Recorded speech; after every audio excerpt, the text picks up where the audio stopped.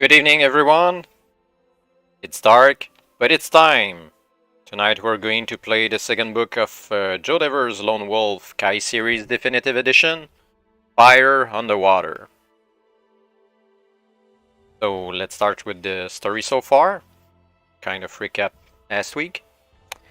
You are a lone wolf, an initiate in the Order of the Kai, the gifted warrior lords of the land of Sommerlund. 2 days ago, your peaceful country was plunged into war when a vast army led by Darklord Zagarna launched a surprise invasion into Sommerlund and destroyed the monastery stronghold of the Kai. All of the Order were present at the monastery for the Feast of Femarn, the celebration of the first day of spring, and all were slain in a great battle against the invading foe.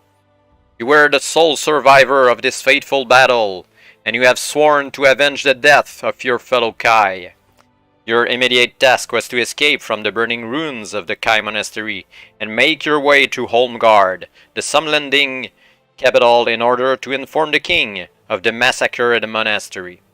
Without the Kai to lead their armies, Sommerlund will be unable to mobilize in time to drive back Darklord Zagarna's invading hordes. Your journey to Holmgard was perilous indeed. The enemy was swiftly overrunning the countryside and marching in force upon the capital. Yet despite the many dangers you faced, you fought your way through the enemy's lines and reached the capital, where you delivered your sad news to King Durenor V. The king and his courtiers praised you highly for your skill and courage, but your duty was not yet fulfilled. With the Order of the Kai destroyed, there now remains only one power within reach that can save your people from the wrath of Darklord Zagarna. That power is the Sommerswerd, the legendary sword of the sun. In olden times, during the age of the Black Moon, the Dark Lords of Elgedad waged war on Sommerlund. The conflict was a long and bitter trial of strength that ended in victory for the Sommerlunding at the great battle of Macken Gorge. King Durenor won, himself gifted with Kai powers, aided by the allies of Durenor, broke the Dark Lord armies at the pass of Moitura, and forced them back into the bottomless abyss of Macken Gorge. Vashna, who was at that time the mightiest of the Dark Lords, was slain upon King Durenor's sword, Sommerswerd. Since that age, the Dark Lords have vowed vengeance upon Sommerlund and the House of Ulnar. Following the defeat of Darklord Vashna, the Sommerswerd was bestowed upon the allies of Durenor as a mark of the trust and allegiance that exists between the two kingdoms. In return, King Halin I of Durenor gave Sommerlund a magnificent golden ring bearing the royal arms of Durenor. This ring is known as the Seal of Hammerdal. At that time, King Halin I vowed that if ever the shadow of the west were to rise again to threaten Sommerlund, then loyal Durenor will come to the aid of her ally. King Durenor V has given you the Seal of Hammerdal. Your mission and duty is to travel to Durenor and present the seal to its current ruler, King Halin IV. In return, he will give you the fabled Sommerswerd. You must then return to Holmgard as quickly as you are able so that the Sommerswerd can be used against Darklord Zagarna. Since your arrival at the King's Citadel in Holmgard, word has arrived that Zagarna's forces have broken through the city's outer defenses and are now preparing to besiege the great walls of the capital itself. As Captain Deval of the King's Guards escorts you to the Royal Armory in order that you may equip yourself for your journey to Durenor, King Durenor's parting words to you keep repeating themselves in your mind. 40 days, Lone Wolf. We have strength to stand against Darklord Zagarna's armies for only 40 days. So in order to save time on the preparation, I've already picked all the things that we need to start the adventures that are added in Book 2. But we'll go over that anyway, in case someone wants to pitch in and propose something else. As a reminder, we're using a D10 instead of the table in the book to roll dice.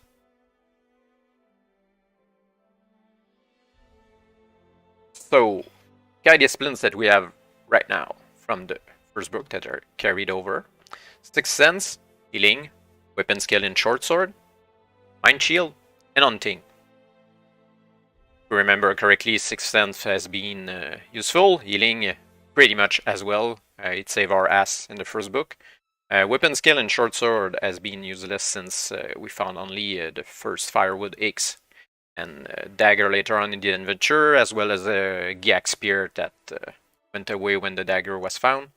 Mind Shield served in one battle, if I remember correctly, and Hunting was pretty useless until the very end, where it served some purpose in 2 sections, I think.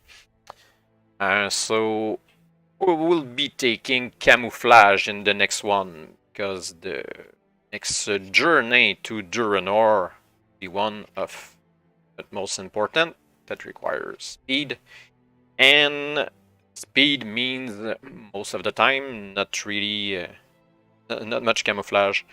So we'll try to put the Kai abilities to our side when traveling, hiding from the Darklord's agents like the Vordax, stuff like that. So I think it would be the best one. The other ones left over are Tracking, another weapon skill, Mind Blast, Animal Kinship, and Mind Over Matter. So since nobody has anything special about that, we'll go with Camouflage. In the next book, book 3, we'll be able to take another discipline from the Kai list. For the equipment this time, we're not stuck with what we had on us. We have some choices. Since Captain Deval of the King's Guard just brought us to the Royal Armory to equip ourselves, we're able to take 4 items in the following list: a sword, a short sword, 2 meals, chainmail waistcoat, a mace, potion of Lomspur, a quarterstaff, a spear, shield, or a broadsword. So I took a weapon, the short sword, be able to use our weapon skill in short sword, which adds +2 to combat skill. And we had already meals left over from last game, so I took a potion of Lomspur. Could be useful at some point after combat if we know that there's a risk that another one is coming up. Don't know. The healing skill is good, but kind of spike healing sometimes could be useful as well after a fight. Moreover, if we're very low in endurance points. Then I took a chainmail waistcoat, which adds +2 to endurance points, and a shield, which can be used with any weapon in combat, and it adds +2 to combat skills. So we have +4 combat skill and +4 endurance points on 16 combat skill carried over from the first book, as well as 29 endurance points. I've revised also our combat records from the last game, and even if the healing skill was forgotten midway through the game, there was no error in the mathematics behind the fight and the different endurance points that we had left, so we survived because of the healing skill. That's about it for the things we have for compared to the first one. Right, rules for combat, we know already. Levels of Kai training, we're now aspirant after the first adventure, why we were able to take a new Kai discipline. And we have that little note here, carried over from the first book: visited the ruins of Romas and survived the graveyard of the ancients. Maybe to come in Indy. Later in the adventure, we still have as well our full belt pouch of 50 gold crowns, courtesy of the Vesagonian merchant that we stole from him, kind of stole from us first, anyway. So we still have the 50 gold crowns. For the map, It's the same as last time. But now we're starting in Holmgard and going all the way to Ammerdal, Durenor, at the extreme east, almost, of the continent. So it should be a longer journey. However, the book is shorter. The definitive edition is the same length of the original book, contrarily to the first book, Light from the Dark, which had more sections added to the definitive editions compared to the original of the 80s. So the original Fire and Water book number 2 that we're playing tonight has been released originally in 1984. Alright, a little word of Kai wisdom for starting out. Your mission will be one fraught with great danger, for the servants of Darklord Zagarna are ruthless enemies who give and expect no mercy. Use the map to help you to steer a correct course for Ammerdal, the capital city of Durenor, and make notes as you progress through the story, for they will be helpful in this, as well as in future adventures. Many things that you find will aid you during the travels. Some items will be of use in future lone wolf adventures, and others may be red herrings of no real use at all. So try to be selective in what you decide to keep. There are several routes to Ammerdal, but only one will enable you to retrieve the Sommerswerd and return to Holmgard with a minimum of danger. With a wise choice of Kai disciplines and a great deal of courage, any player should be able to complete the mission, no matter how weak their initial combat skill or endurance point score. The fate of your country hangs on the success of your perilous quest for Sommerlund and the Kai.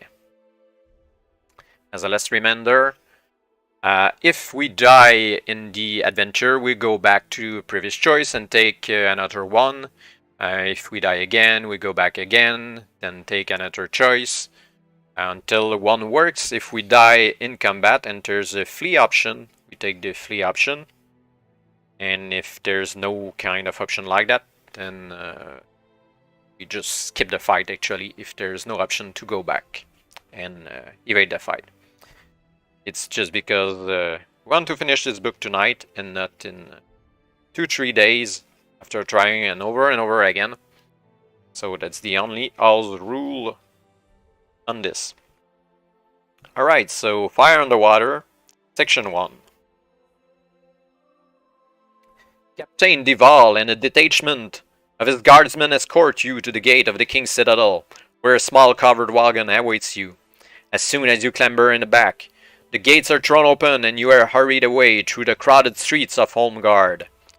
After a short and uncomfortable journey, the wagon halts and the driver pulls open the canvas flap. "This is the Holmgard Quay, my liege. There is your ship, the Green Scepter," he says, pointing across the busy dockside to a sleek trade caravel anchored alongside the harbor wall. "The first mate's name is Ronan.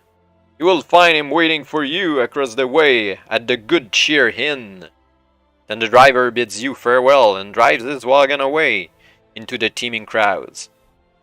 You push through the crowd and reach the inn, only to discover that its front doors are locked and all of its window shutters are barred and padlocked. You are thinking what to do next, when a hand grabs your arm and you are pulled into the darkness. Two choices. We can draw our weapon and attack the unknown assailant, or try and pull free of their strong grasp. Well, it was the supposed limiting place, so it would be kind of rude to draw a weapon, attack that assailant. Pulling free and checking what's going on sounds like wiser choice. So let's go with that. Section 160.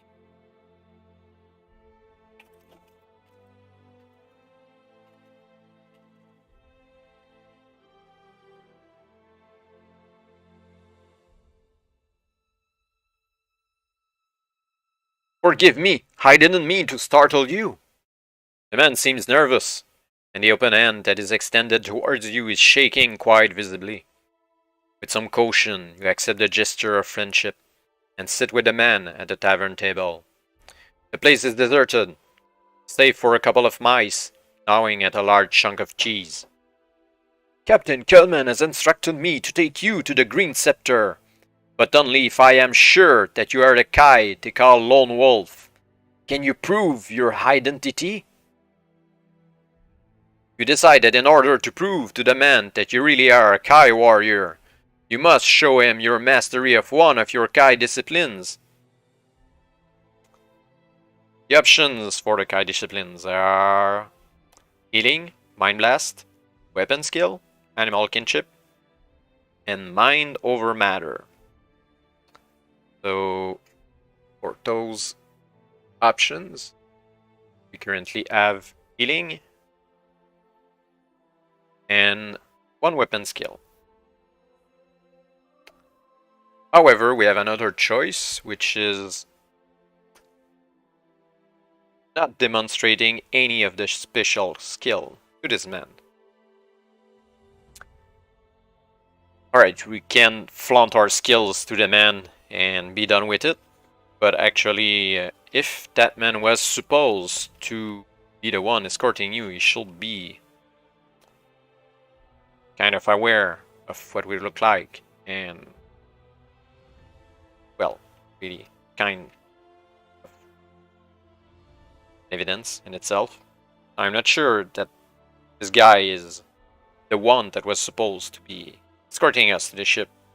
I think it would be prudent for now to not show any kind of special skill and prove him that we are Kai warrior. Remember that we took camouflage, just in case for kind of situations like that to be a little more kind of sneaky stealthy. So let's go to 348 and not show any kind of skill.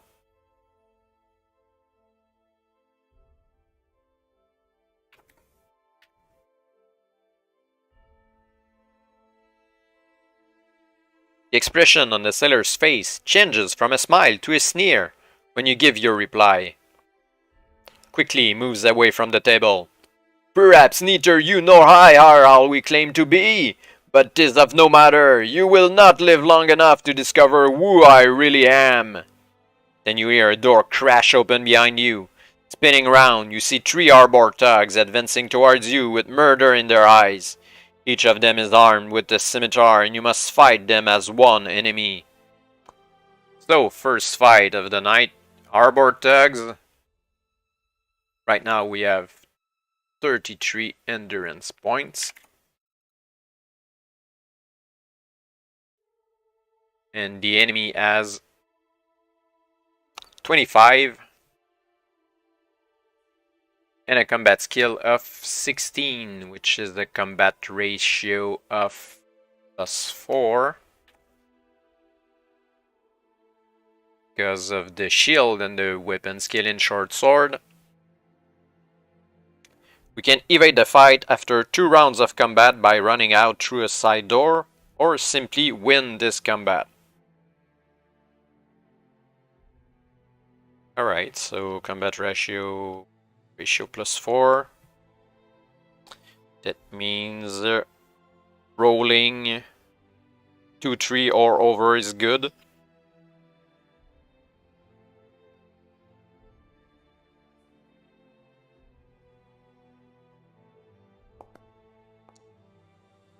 Six for the first round. And damage to the enemy. To ourselves.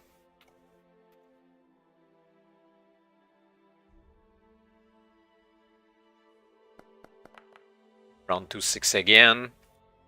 That's 4 versus 20 total. The third round, not running away. 9.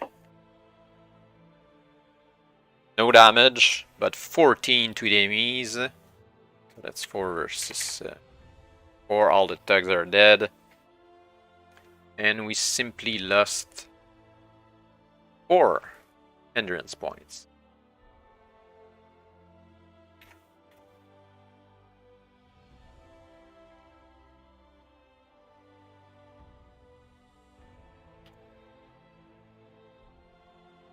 Right, first victory of the night.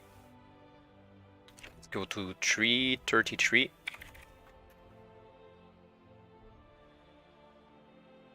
The sailor, who claimed to be First Mate Ronan, escaped during the fight. Hurriedly, you search the bodies of the Arbor thugs, but find nothing of value. However, you do notice that each of them has a tattoo of a writhing serpent on their left wrist. Whoever sent them to kill you must already know of the grave importance of your quest.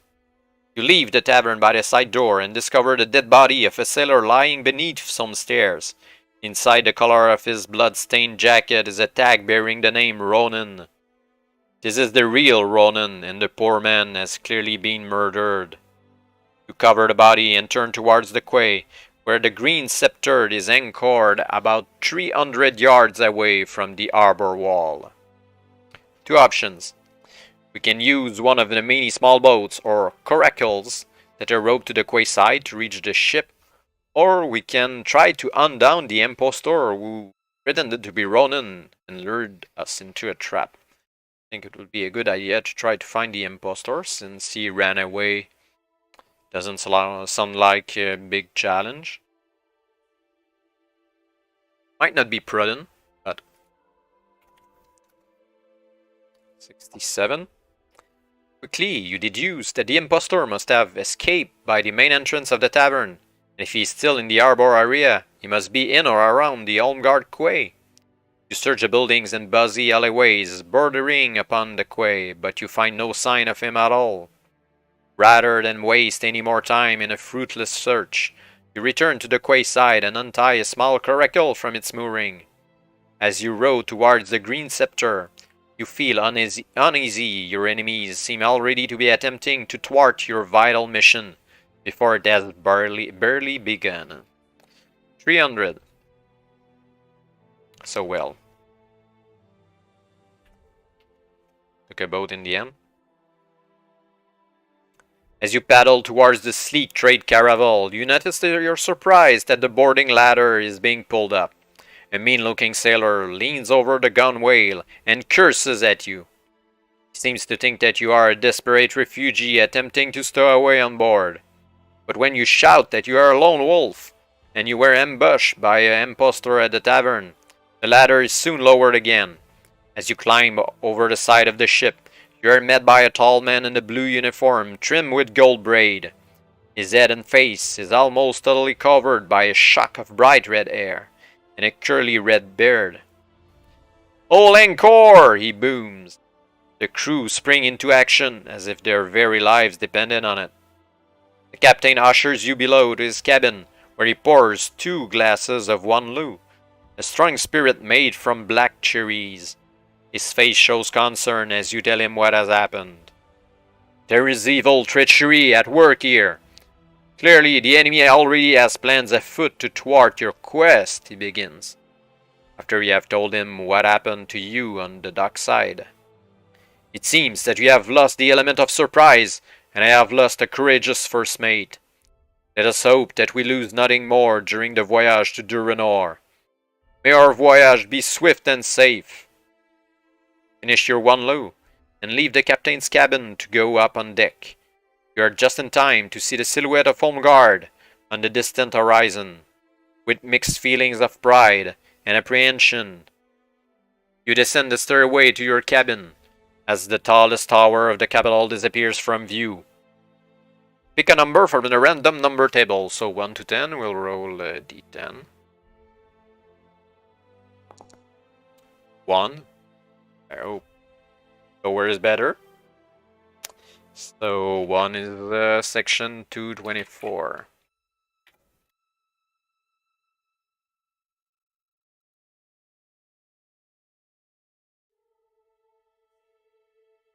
The following morning, you are woken by the cry of seagulls as they wheel and soar above the clipper. The wind is strong and it fills the sails. You breakfast with Captain Kelman, who is in much better spirits than the previous day. He tells you that the Green Scepter is making good speed and should arrive at Port Bax, the main Durenor seaport, within a week. Suddenly, you hear a cry from the crow's nest. "Land of the port bow! Land a port!" You and the captain climb up on deck and brace yourselves against the fresh sea breeze. That's Manon, the southern island of the Killunden chain, says the captain, pointing towards the sharp rocky coastline in the distance. Wreck Point is what the traders call it. Many a ship has ended her days upon those granite teeth. Captain Kelman hands you an ornate telescope, with which to take a closer look. The sharp rocks are festooned with the splintered skeletons of ships that have run aground, or have been dashed against the jagged shore during a storm. You stare in fascination at the shattered hulls, imagining the terrifying scenes of their destruction. Then you notice that high above these pinnacles of stone hovers a black shadow, like a small rain cloud. It seems to be moving towards your ship. Suddenly you realize what the cloud is. It is a swarm of large Zlen beasts and Kran, the evil winged creatures used by Darklord Zagarna. You tell the captain what you see, and the alarm is shouted along the deck. All hands on deck! Prepare for battle! Two options. We can stay on the deck, ready our weapon, and help the shipmates to fight, or simply leave the deck and return to our cabin. Well, kind of important, but we're kind of also the Lone Wolf, the Sky Lord, so, well, we should stay and help the shipmates. They're not really fighters after all. They will be slaughtered by the Krans. So I think we'll go to 146.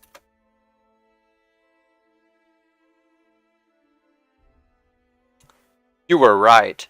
The cloud is made up of huge Zlen beasts and many Kran, a smaller species, but one that can be just as deadly. Hanging below their black bellies are nets full of Giax. As the Zlen beasts dive upon the green scepter, a net of shrieking Giax crashes onto the deck behind you. Some are crushed in the fall, but many have survived, and they waste no time in attacking you. You must fight them as one enemy. So lots of broken Giax. Second fight, tonight already. Since then, we should be back to full shape. 1, 2, 3, 4, yep, shape.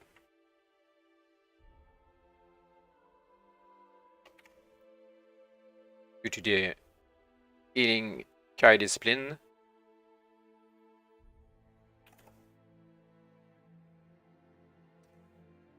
The Giax have 15 endurance points.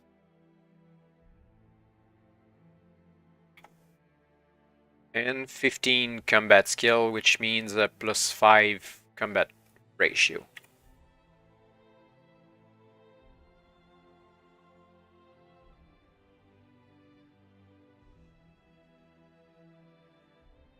Alright, +5, if we roll kind of 2 or 3 again, should be good. And over. First round, 8.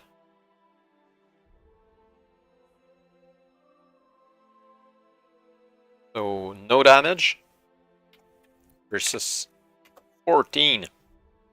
Almost dead in one shot. And 8 again. So the enemy is dead. Quite an easy fight. No damage.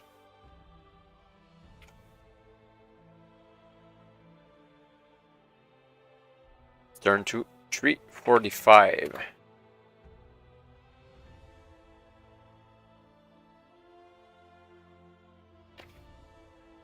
A fierce battle now rages throughout the ship as the evil Giax fight to take control of the Green Scepter. Perched high up in the mast, the Kran are rending the sails with their talons and razor-sharp teeth, whilst the Zlen beasts have flown back towards Wreck Point to pick up more cargo nets filled with malicious Giax. Across the body's strewn decks, a menacing shape looms. Both Giax and sailors are cut down by the humanoid as he advances toward you. He is a Drakkar, a humanoid species known for their cruelty and ruthlessness. Created as warriors of darkness and now in the service of the Dark Lords, raising his jet black broadsword. He attacks and you must fight him to the death. Right, another fight. Still full endurance.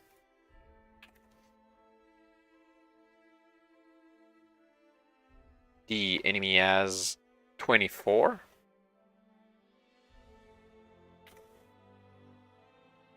With a combat skill of 16, so plus 4 combat ratio again.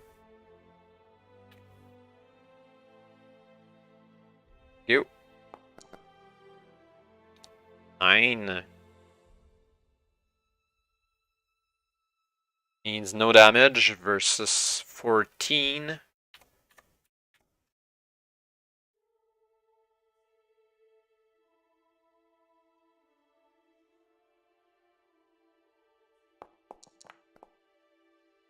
Nine again. And it's already dead. No damage. Okay. I think we're wasting our luck here.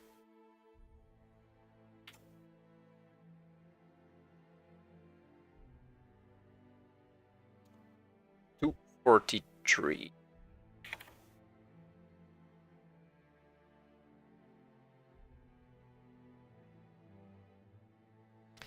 Upon seeing their master slain, the Giaks falter and retreat towards the stern of the ship. Captain Kelman rallies his crew and attacks, leading his men against the snarling, spitting humanoids and driving them back until they leap into the sea to avoid the deadly rain of the sailors' swords. Knowing the battle to be lost, the Kran peel away from the mast and fly back towards the distant coastline.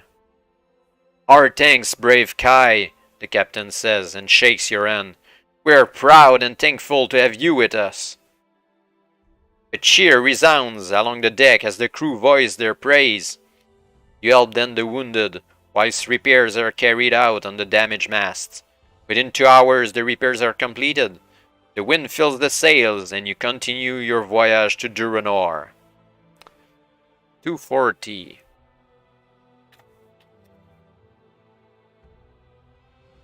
After 3 uneventful days at sea, you find shipboard life rather dull and dreary. If you have the Kai discipline of healing, any endurance points that you may have lost on your adventure so far are restored. Well, you didn't lose any. This will bring your endurance points back to your initial level. If you do not possess the skill, you may restore half of any points you have lost in combat, fractions rounded down. On the afternoon of the 4th day, you are talking with an injured sailor up on the main deck when you smell smoke seeping out from the ship's hold. 3 options. Enter the hold and investigate, shout fire and raise the alarm, and simply go and warn the captain. The most evident thing to do would be to shout fire and raise the alarm. Not sure it's a good idea to enter the hold, investigate, and place full of smoke. Oh yeah, why not simply shouting fire and raising the alarm? Simple enough. 236.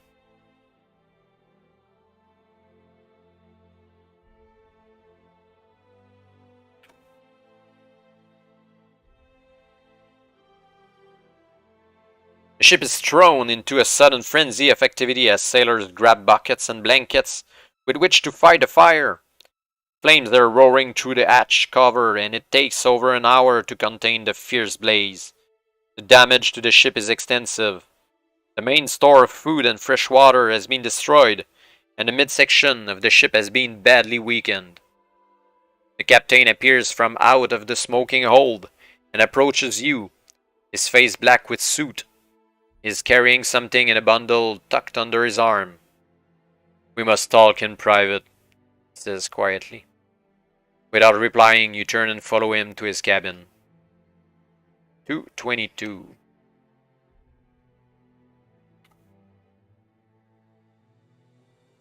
After taking care to close his cabin door, the captain opens the mysterious bundle and tips the contents onto his chart table.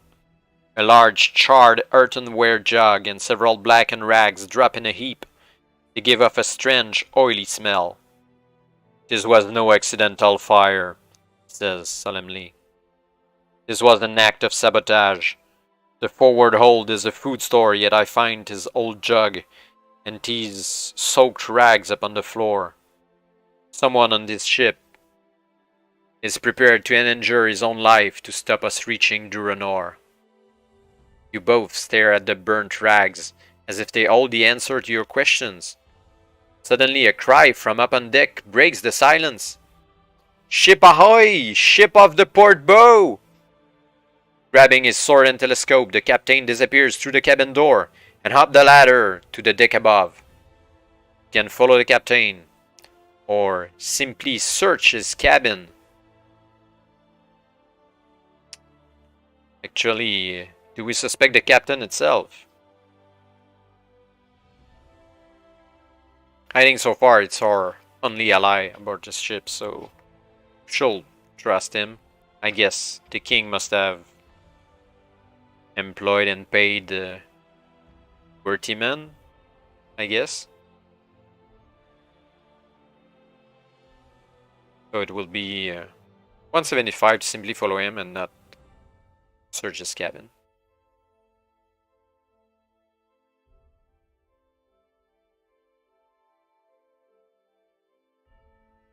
It seems our bird has flown the coop, says the captain, pointing to a longboat moving swiftly towards another ship on the horizon. She flies no flag, and her hull is a strange shape. I've ne'er before seen the like. Watch as the longboat reaches the mysterious ship, and as if by magic, a thick sea fog appears from nowhere and engulfs the vessel. Moments later, both the ship and the fog have disappeared. Pick a number from the random number table. 7. 209.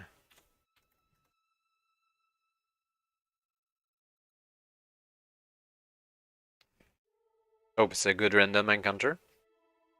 The crew start to whisper. You hear the words ghost ship and cursed voyage.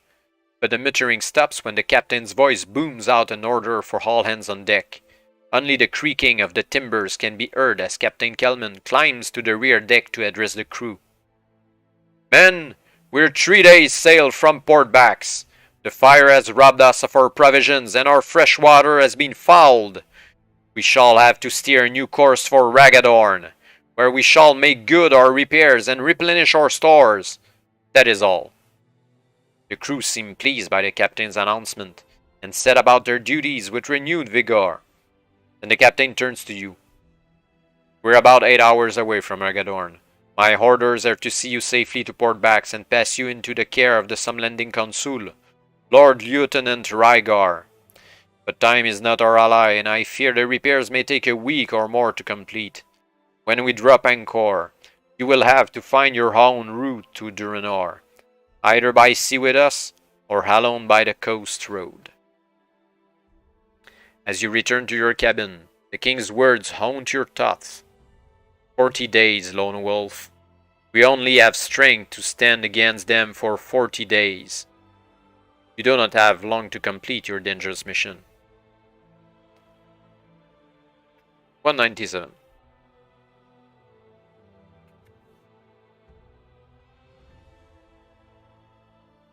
As dawn breaks, a fierce storm rises and you are woken by the violent rocking of the ship.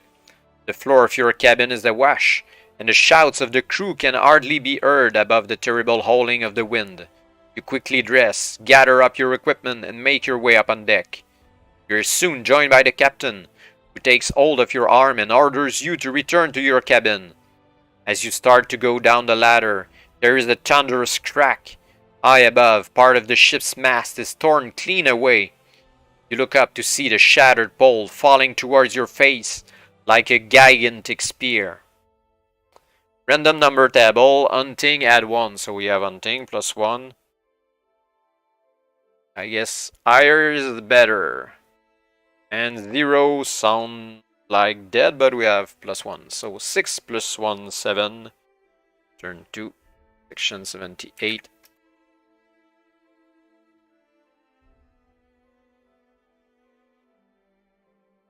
You dive backwards, but only just in time to avoid the falling mast as it mashes straight through the deck. You stagger to your feet and peer into the mass of shattered timbers. Pinned beneath the broken mast is the lifeless body of Captain Kelman. As you stare in horror at the dead captain, a violent shudder reverberates along the deck as the violent sea storm breaks open the already damaged hull of the Green Scepter. As the ship splits apart, you are hurled over the rail and into the raging sea. Desperate for air, you claw your way up to the surface but strike your head on a floating hatch cover. There's 1 endurance points.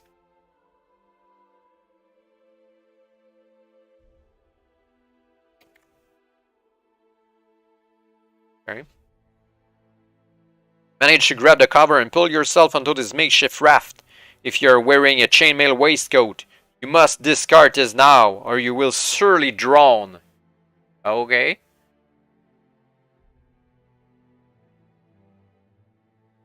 So we lost our chainmail waistcoat. That's 4 endurance points less.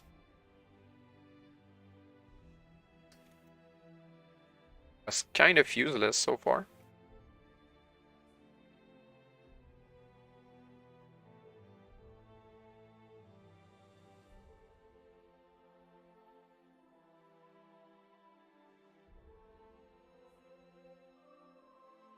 Back at 29, 28 out of 29.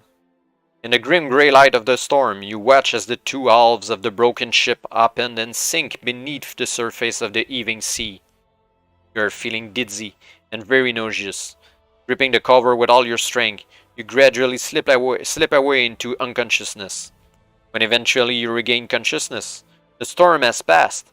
The only remaining trace of the Green Scepter is the wooden hatch cover on which you are lying. By the position of the sun in the sky, you reckon that it is late in the afternoon. In the distance you can see a small fishing boat, and beyond it, the coastline stretches out along the far horizon. 2 options. Use our Kai cloak to signal to the distant fishing boat, or ignore the boat and try to paddle towards the shoreline instead. Well, might be enemies in the fishing boat, might be not. I guess it's better than paddling. We can kill them anyway if there's anything going on. So 278. And since we didn't fight, we're back to full endurance points to the healing skill.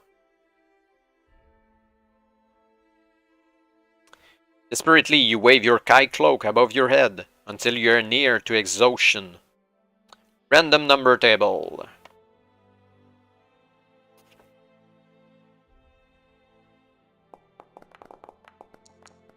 Seven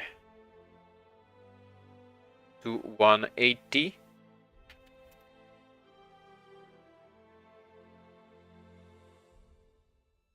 You conclude that the crew must be either blind or have no intention of rescuing you.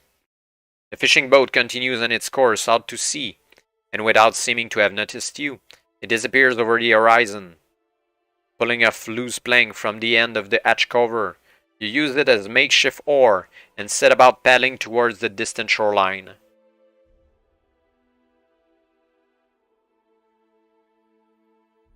$337. When you are only 50 yards offshore, you slip into the waves and swim towards the land. When finally you reach the beach, you sink your fingers deep into the wet sand and slowly claw your way up the beach to the shelter of some dunes. You are now exhausted and feeling very hungry. The only possessions that you have managed to save are your gold crowns, your backpack, and any special items that you did not discard in the storm. Any weapons that you possessed before the storm have been lost. Although you keep your backpack, you lose everything it contained in addition to your weapons and the chainmail waistcoat if you possessed it. Make the necessary adjustments to your action chart. Alright, so why did we have any kind of items at the beginning of the adventure if we're losing them all right now?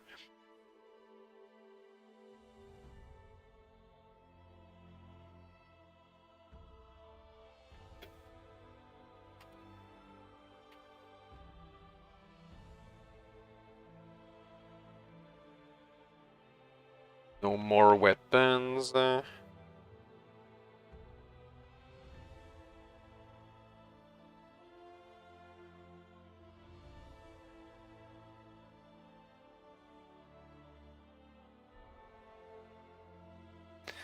Still have our shield though.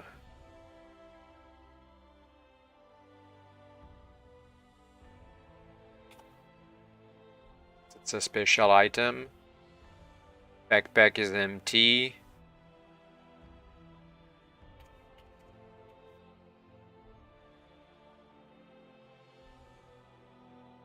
So no more meals. I think that hunting will be an ND so far soon.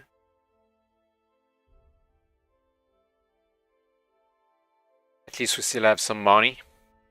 Okay. A few hundred yards from the dunes, you notice clumps of small trees with twisted, gnarly trunks. They're laden with purple fruits. High discipline of hunting. Pick a fruit or avoid the trees and take tree endurance loss.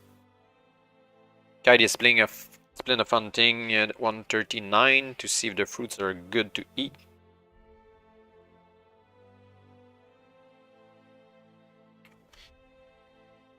The training that you received in the art of hunting has taught you to recognize most of the poisonous and non-poisonous fruits that grow in northern Magnamon.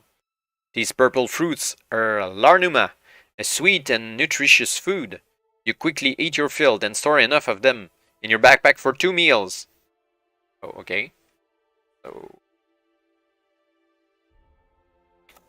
back to 2 meals instead of 3.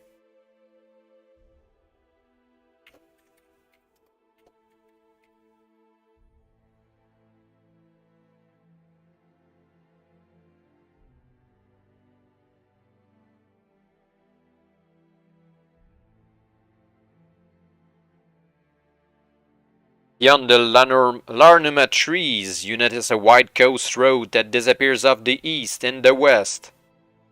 You can go east or west. Well, technically we're going east. We're looking at the map. Right now we should be around here, I guess.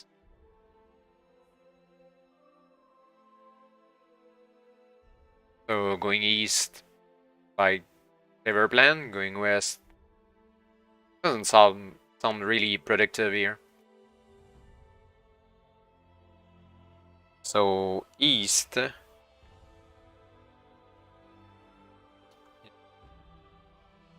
27?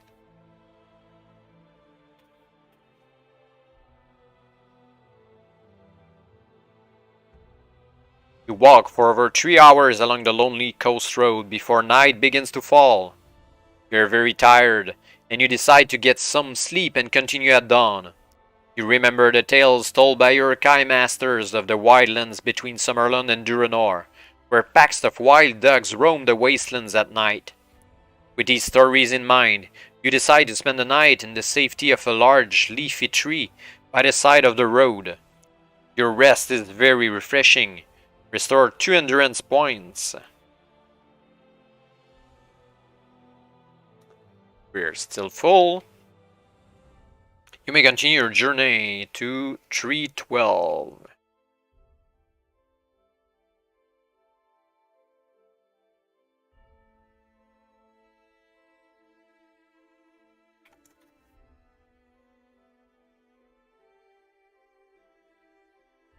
Although you awaken to a cold and rain-swept dawn, the branches of the tree and your Kai cloak have kept you warm and dry during the night.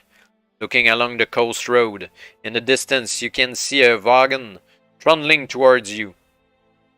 2 options. Descend from the tree and flag down the approaching wagon, or jump onto its roof as it passes beneath your branch. Well, sure you don't have enemies everywhere, otherwise the country is already doomed. Don't need the Sommerswerd anymore. I think we should still play the peaceful card and just simply wave the wagon at 117.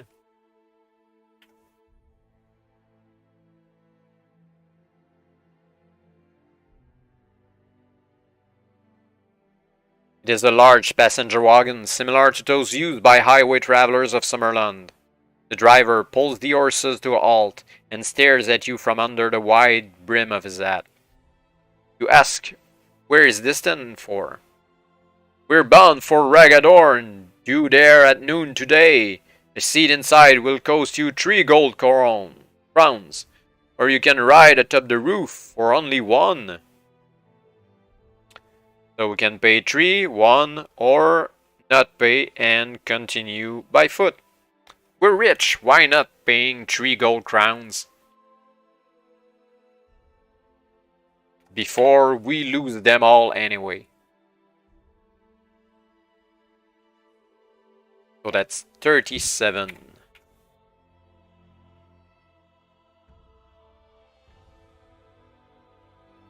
Inside the coach, it is pleasantly warm and dry.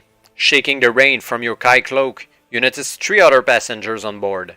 2 women and a man who is snoring loudly. One of the women looks up at you and smiles. "We shall reach Ragadorn in 6 hours, she says, placing her basket on the floor so that you can sit beside her. You learn that she lives in Ragadorn, and she proceeds to tell you a little about the port. Since Killian the Overlord died 3 years ago, Ragadorn has been ruled by Lachlan, his evil son. He and his mercenaries are nothing but a bunch of ruthless pirates. They bleed the people dry with their heavy taxes, and if anyone complains, they're never seen again. It's a sorry state of affairs. If you take my advice, young traveler, you'll spend no more time in Ragadorn than you have to." Well, anyway, we're kind of stressed by time, so we won't spend no more time in Ragadorn than we have to. During the journey, as hunting cannot be used to find food in the wildlands even if the coach stops, you must eat a meal or lose 3 endurance points. So one of the Larnuma meal gone.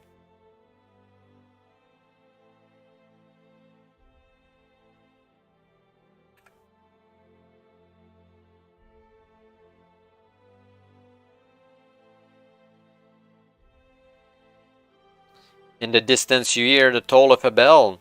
You look out of the coach window and see the city wall of Ragadorn in the middle distance. The coach passes through the city's west gate and slows to a halt. As you climb down from the coach, you are greeted by the awful smell of this dingy seaport. A rusty iron sign nailed to the wall of a nearby hovel says, "Welcome to Ragadorn." The woman tells you that you can board a coach to Port Bax at the coach station, which is located near the city's east gate. You thank her for her helpful advice and then take stock of your surroundings.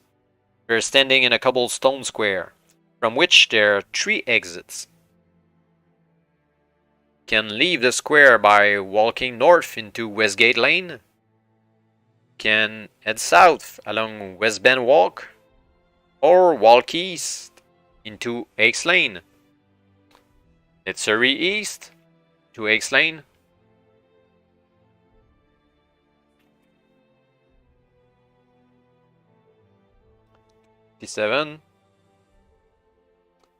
This rubbish-strewn cobbled streets runs between 2 rows of ramshackle, rot-infested houses and shops.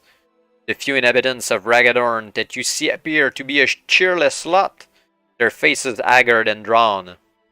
They shuffle through the gloom, hunched against the pouring rain, their eyes fixed on the slimy cobblestones at their feet. Then you reach a junction where Aix Lane curves towards the north, and another street heads off towards the east. You can go north and pass from Aix Lane into Black Knight Street, or continue east into Sage Street. Go all the way east. Sage Street into 181.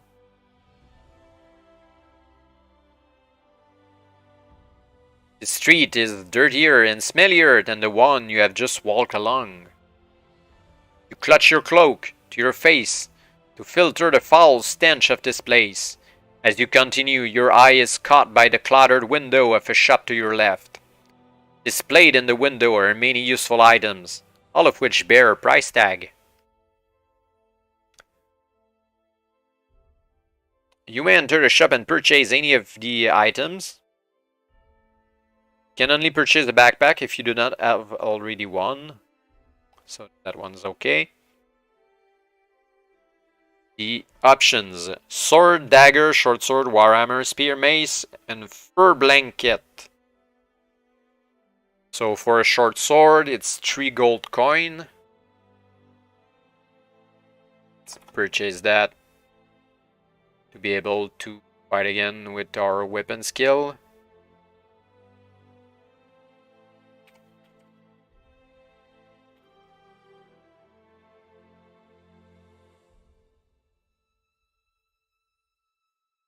We're back to 20 combat skill.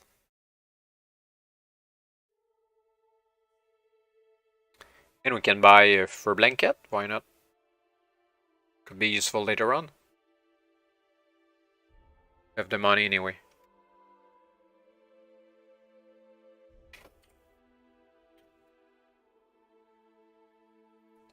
Three gold coin.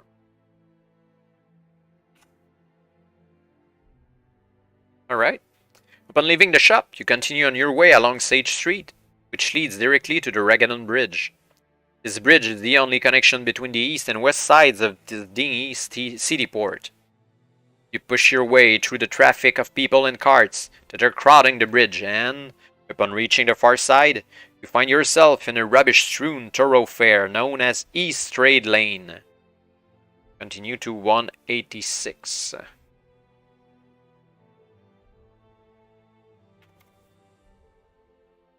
You're standing opposite a large building with a sign fixed to its wall. Ragadorn Stables and Coaching Station. A green-clad coachman is sitting next to a notice board that reads, Portback's journey time 7 days. We can approach the seated coachman and ask to buy a ticket. Portbacks. And if we have no money, we have another option. So let's talk to the man at 136.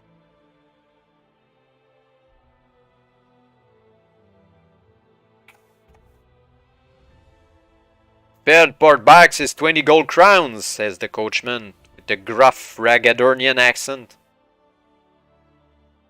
You can purchase a ticket for 20 gold crowns, or simply not purchase anything. Well, let's go, 20 gold crowns. Go to section 10.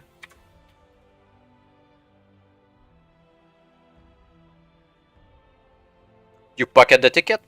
Record this as a special item on your action chart. I guess they will ask for a ticket somewhere down the road.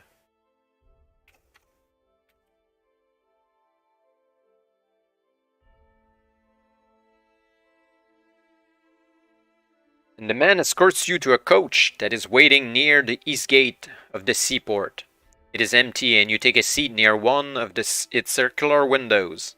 The seat is comfortable, which is a very good thing as the journey to Portbacks will take 7 days. Towing your equipment beneath the seat, you settle back in comfort and doze off. When you awake, you are no longer alone. You have been joined by 5 other passengers and the journey to Durenor has already got underway. Pick a number from the random number table. There's a lot more random number tables in this book compared to the first one. So 8, let's turn to 339.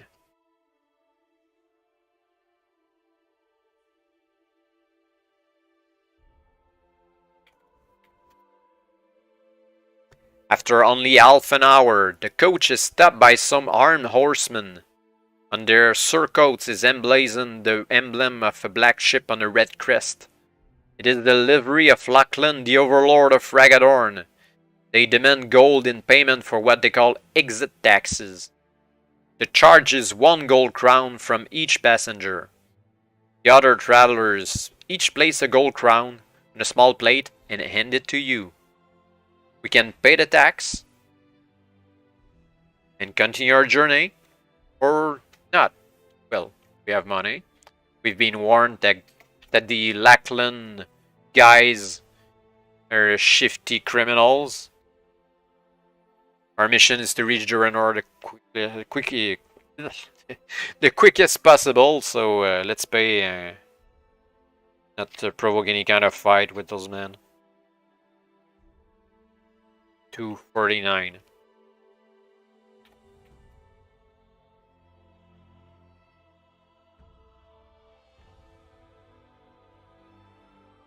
During the course of the afternoon's journey, you chat with your fellow travelers and learn a little about their backgrounds. Sitting opposite are 2 brothers named Ganon and Durenor. They're knights in the Order of the White Mountain, warrior lords of Durenor who have pledged allegiance to protect the country from raids by the bandits of the Wildlands. They own a castle and land near Portbacks. Next to them sits Halvark, a merchant. His nose is swollen and his face is badly bruised thanks to Lachlan, the overlord of Ragadorn. A little misunderstanding about port taxes lost him his cargo and most of his gold. Seated by the far door is a priest called Parshin. Like you, he is a Sommerlunding who has journeyed across the Wildlands by coach on his way to Portbacks. Beside you sits a young woman called Viveka. She's a mercenary adventurer who earns her gold by fighting for it, and sells her sword skills to the highest bidder. She's returning to Portbacks after having collected payment for a successful mission in Ragadorn. Not wishing to reveal your true identity, you have pretended to be a simple peasant from the Olmgard plain. The travelers seem unaware of the invasion of Sommerlund by Darklord Zagarna. Turn to 39.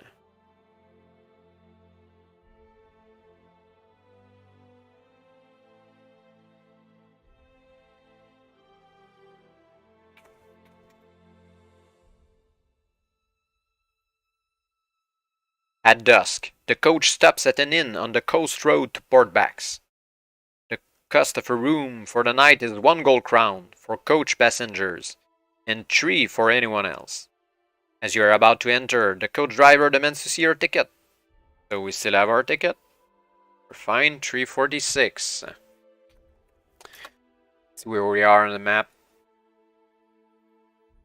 So we went quickly through Ragadorn, and now we're first day, 1 of 7. About here, I guess, the coast.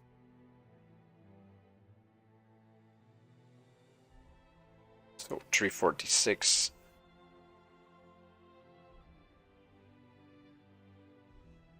The driver nods and returns the ticket. The inn is warm but poorly furnished. You must eat a meal here, which will cost you 1 gold crown, unless you have a meal in your backpack. Still have a meal,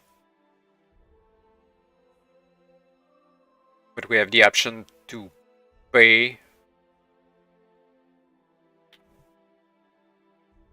So I think we should pay the 1 gold crown. The kite discipline of hunting cannot be used on your journey through the wildlands, as it is a barren wasteland inhabited only by creatures called Zals, a smaller subspecies of Giak held to be relatively harmless, and some rarer yet more dangerous predators. The restriction on hunting in the wildlands applies only to your ability to fulfill instructions to eat a meal automatically. You may still use hunting when prompted to do so. However, until given further notice, you must obey instructions to eat meals as if you do not have hunting. This includes the current instruction. You must lose 3 endurance points now if you cannot pay for the meal or consume 1 from your backpack. So let's pay for the meal and turn to 280.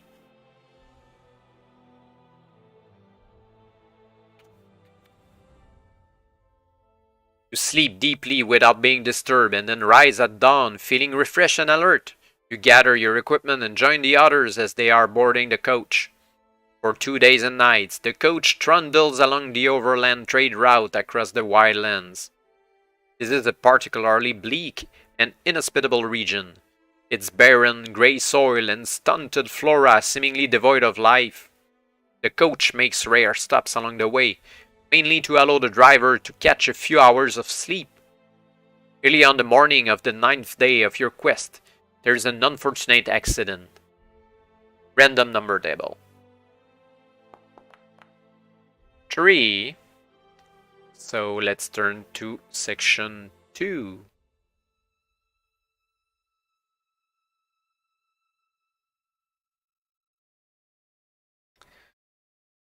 Ninth day of travel was supposed to be a 7 days journey.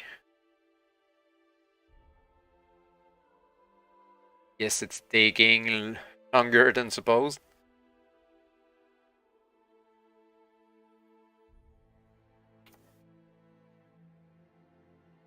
You are traveling along a narrow section of coast road which follows a dizzy course beneath high, overhanging cliffs. A rock fall has blocked the road ahead, and you are forced to stop to clear it. You are helping the driver to lever a large rock from the path of the carriage when you hear a rumbling sound. A boulder crashes down from the overhanging cliff, killing the driver before you can make any attempt to save him. He was standing barely 6 feet away from you at the time of his death. If you have the Kai discipline of 6th sense, turn 242. Alright, 6th sense.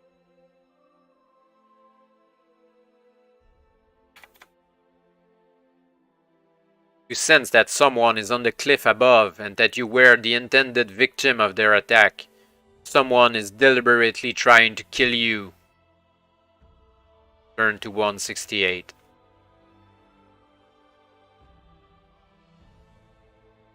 The passenger, an agent of the Dark Lords. Slowly, one by one, the other travelers appear at your side to stare in shock at the dead coachman. We must bury him, said the priest. Silently nod your agreement and prepare a grave in which to lay his corpse. As you are all walking back to the coach, you discuss what should be done. I know the road to Portbacks. I had better drive the coach, volunteers Alvork.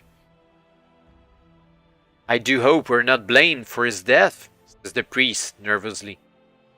It was an act of the gods, says Dorier. I shall testify to that, says Ganon. Lies are never spoken by knights of the White Mountain. It is true that in Durenor, a true knight will speak only the truth, whether for his own good or ill. His words seem to reassure the priest, and you are all soon once more on the road heading towards the eastern horizon. It is late in the afternoon when you arrive at a coach station in a small coastal village known as Gorn Cove, which is mainly populated by outcasts, thieves, and Zals. The death of the coachman is met by the villagers with great suspicion. But Dorier's words convince them that it was accidental. There is only one inn at the village, a tavern known as the Forlorn Hope. Its state of disrepair is typical of all the other hovels in this poor sea village. A room for the night costs 1 gold crown. So we're about 2/3 of the way at Gorn Cove. Another crown.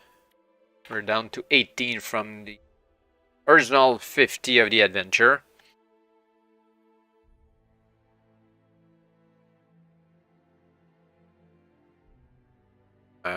Pay the room and go to 314.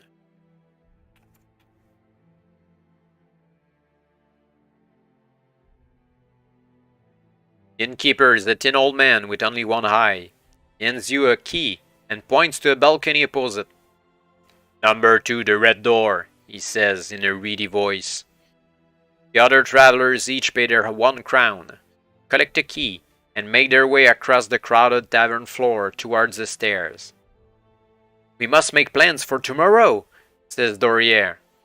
The others all nod in agreement. "I suggest we meet here in the bar in 1 hour's time to decide what to do." As you close the red door of your room, for some unknown reason you recall the words of Captain Kelman when you left Holmgard Arbor. There is evil treachery at work here. Clearly, the enemy already has plans afoot to thwart your quest. An hour has nearly passed when your thoughts are disturbed by a knock at your door. It is the innkeeper, and he is carrying a tray of piping hot food. "With the compliments of one of your friends," he says, and leaves before you can ask which one. The food smells very appetizing. Kai discipline of hunting, 290. We don't have the skill, we can eat the food or not eat the food. So let's use hunting for what it's worth right now anyway. 290.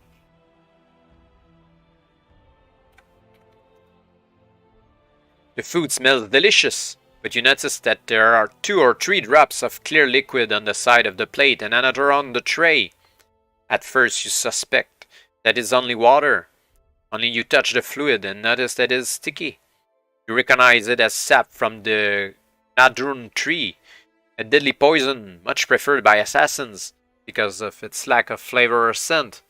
The shock of your discovery soon turns to anger.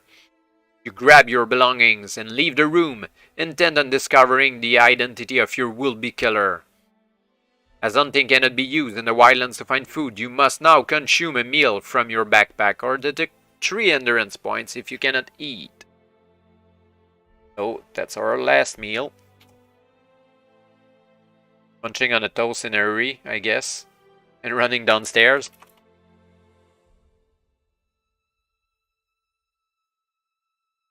Turn to 200.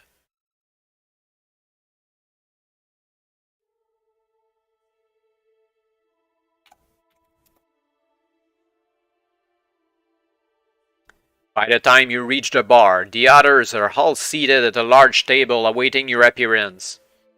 Drawing closer to the table, you look carefully at your traveling companions, hoping to see something that will betray the identity of your will-be assassin. You will have to attack without giving any warning to your enemy, so study your fellow travelers carefully and then make your decision. There's a drawing and image illustration on the next page. It's an overleaf. And that illustration contains the hint required to find the assassin. So we can see all the different travelers. Arshan, Alvark, both Knight of the White Mountain and Viveka. If both Knights of the White Mountain are true, their words are as they should be. They're not the culprits. The merchant seems kind of a suspicious character. Viveka looks kind of ready to fight. And Parshan has kind of a disdain look. But there's one hint that is quite singular and should help us. Because we took notes, yeah right, in the adventure so far. Parshan has a tattoo of a snake just above his wrist. And it's clearly a member of the same organization that is trying to kill us and has attacked us in Holmgard at the beginning of the adventure. The culprit is Parshan without an hint of a doubt. Can attack the priest at 158.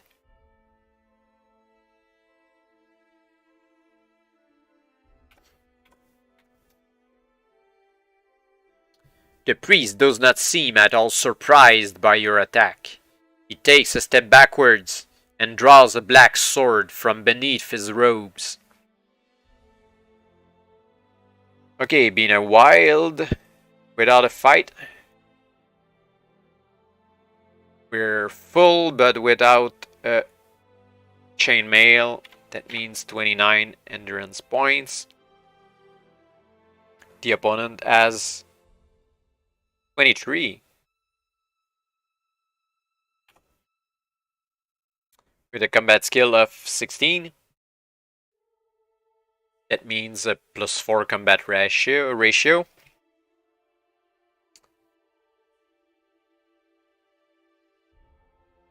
We roll over 2 or 3, it should be good as a roll. 8. No damage.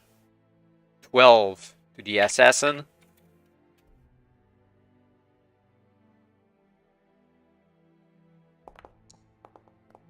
Oh, 0. That's good. It's actually a 10 on the combat ratio table. So, no damage versus 16. The priest is dead in 2 swift strokes of short sword. Win a combat at 220.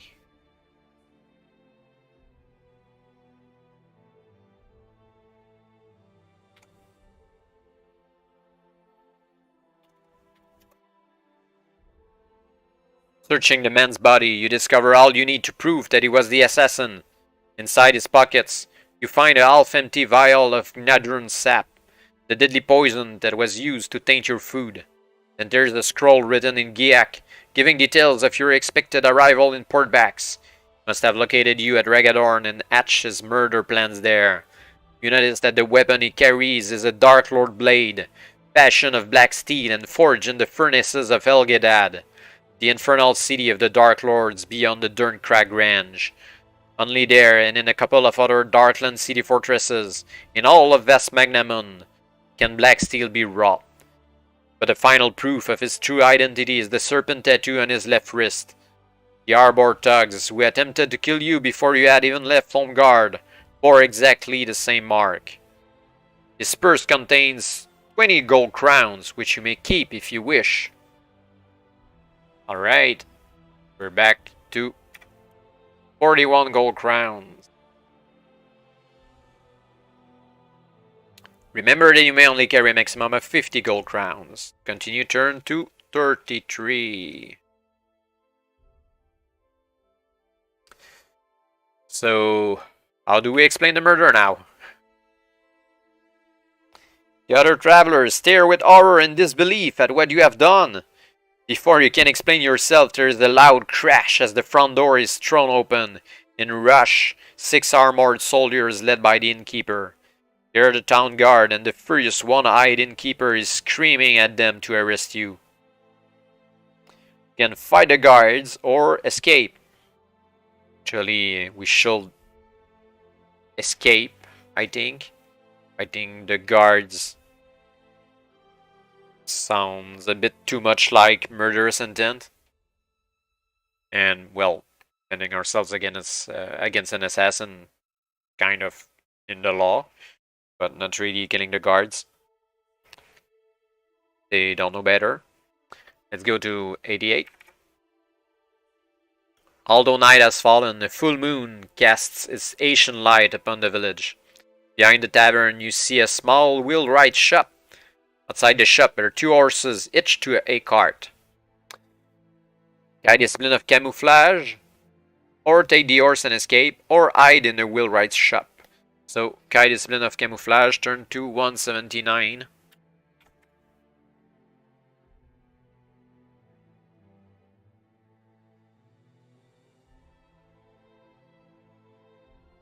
Using your Kai discipline of camouflage, you can hide undetected in the A-cart until it is safe to come out. So we can hide in the A-cart and make use of the camouflage skill, or simply take a horse and leave the village, or hide inside the shop. Or Kai disciplines actually, so 82.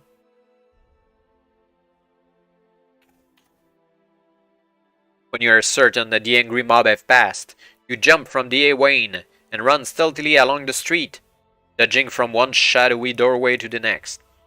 Ahead and to your left, you see a shop with a creaking sign hanging above the door. Gunio's Weaponsmithy. There is a light in the shop's solitary window, and the weather-worn door is slightly ajar.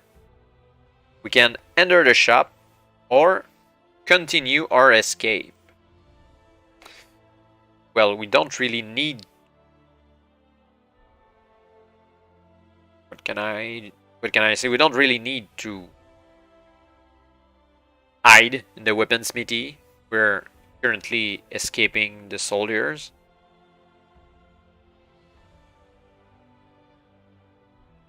We already have a sword, so we don't really need another one. Let's escape at 347.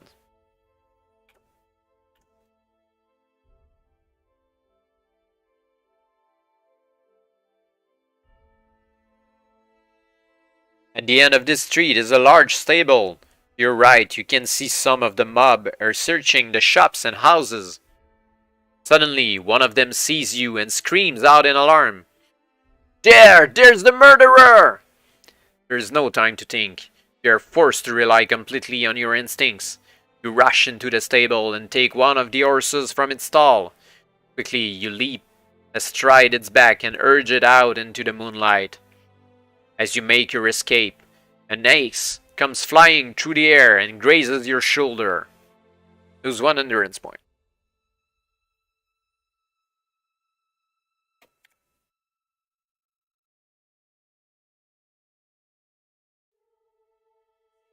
Turn to 150.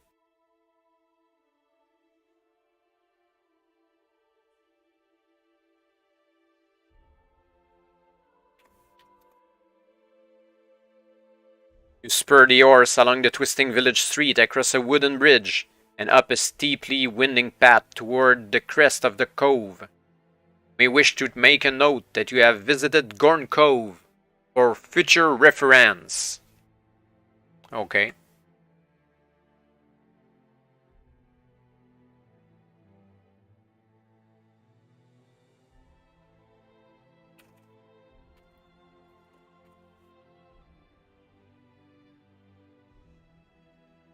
At Gorn Cove. I'm sure it's a great tourist place to have visited and brag about to our friends, but anyway. In the light of the moon, you catch a glimpse of a signpost pointing eastwards. You ride all night without sleep. As dawn breaks, you are greeted by a startling change of landscape. The barren wildlands have now given way to a vast expanse of moors and waterlogged fens known as Rat Swamp. Along the eastern horizon there is a dark shadow. This is the forest of Durenor, the natural frontier of the Mountain Kingdom. The territorial border of Durenor is marked by this fertile timberland, where it meets the untamed wildlands. After the unrelenting bleakness of the wildlands, the lush forest ahead is a welcome sight. You are less than a day's ride from Port Bax, but you are tired after your night ride and you must eat a meal or lose 3 endurance points. You are now heading into the Durenor forest east of the wildlands. If you possess the Kai discipline of hunting, you may now resume its use to fulfill your meal requirements. In this instance, if you have the hunting discipline, you can use this skill to trap a wild moor rat or a grey-speckled marsh fowl for your breakfast. Alright, hunting serves something. So we're able to eat, not lose any endurance point.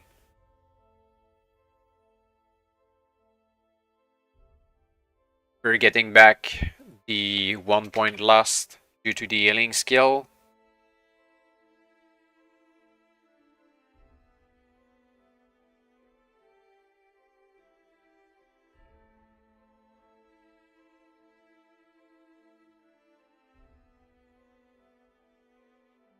After an hour's ride, you come to a fork in the road. There is no signpost to indicate the directions.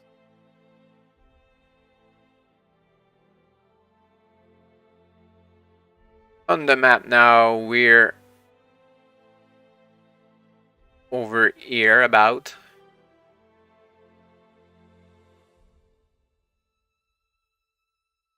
can take the left fork or the right fork. The left fork sounds like straight away to Portbacks, and the right fork sounds like going into the woods along the river. It's the same fork that we can see on the map. She'll take the left one at 261.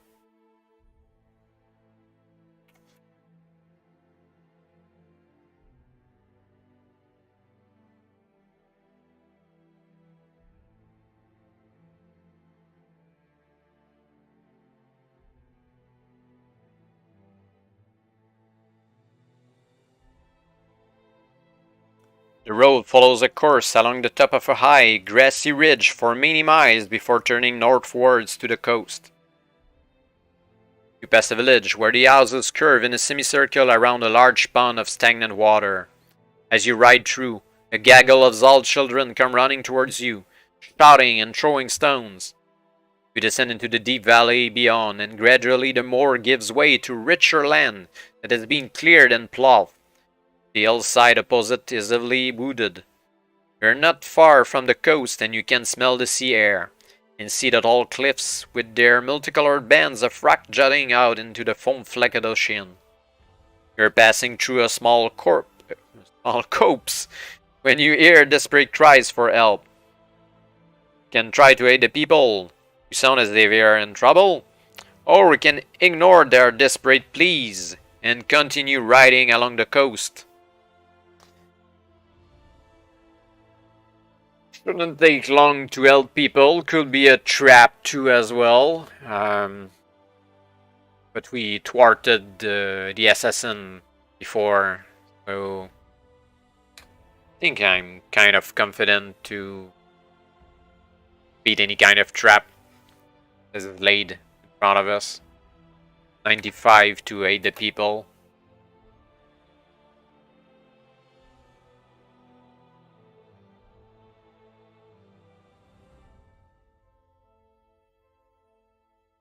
You spur your horse through the tangle of trees until you arrive at a small clearing. 6 Zals are jumping excitedly up and down around the body of a man who is writhing in agony on the ground. A strangely carved black spear is stuck in his chest, and lying dead beside him is the body of a knight of the White Mountain. The creatures are taunting the man and shrieking at each other. They appear to be unconcerned by the man's obvious pain.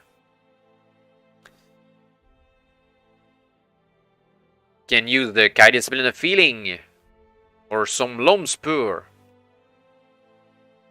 Try to save the man's life. Or we can attack the Zals.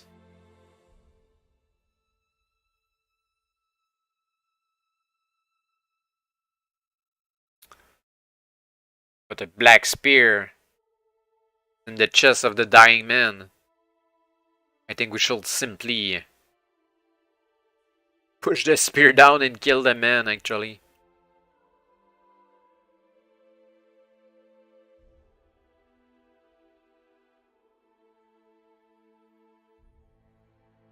Yeah, I'm sure that guy is a bad guy.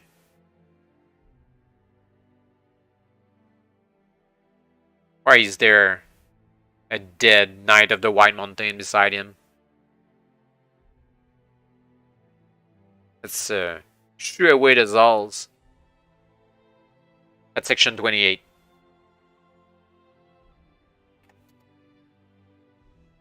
The cowardly Zals shriek and squeal in terror, running in all directions to avoid your blows. They have soon fled from the clearing, and you turn to help the dying man. He is barely alive and too weak to talk. You can remove the spear, or search his back. Let's search his back. I don't want to save this suspicious man. 320. You search in its back and are horrified to find that it contains a scroll of human skin upon which a message has been written in a strange runic script. The only word that you can make out is Kai. You also find an evil-looking dagger with a black blade and a fissured block of cold obsidian. If you possess a crystal star pendant, you suspect his damaged block Was a sorcerous item, which may have temporarily disrupted the pendant's power. These items bear the hallmarks of the Dark Lord's craft. You sense that something is very wrong here. You drop the pack as quickly as if it were red hot and turn to mount your horse. To your dismay, you find it is no longer there. The loathsome Zals have stolen it. Wearily, you realize that you will now have to continue your long journey on foot. Well, now we know that it was a bad guy. It cost us our horse though. You've been walking without rest for nearly 2 hours. After a long and gradual ascent, you reach the crest of a hill and see the pines of the Durenor forest stretch out before you. The road bears eastwards and enters this vast timberland at a point where a large wooden tower is being constructed. You can see the silhouette of a soldier standing on guard on the tower's lookout platform. We can continue our journey along the road towards the forest and the watchtower, or avoid the watchtower. Well, if the border guards of Durenor are compromised, we're really in deep shit. So, I think we should trust that they're good guys, I guess. Still they're not. 232. You are less than 20 yards from the tower when the guard steps forward and demands to know your business. You notice that the soldier is wearing the red coat of a Durenese man-at-arms, and realize that you have now come to the border of Durenor. You will need to find some way of getting past this vigilant guard. You can use Kai Discipline of 6 cents. You can say that we are a merchant on our way to Portbacks. We can bribe the guard, or we can simply show the seal of Hammerdall.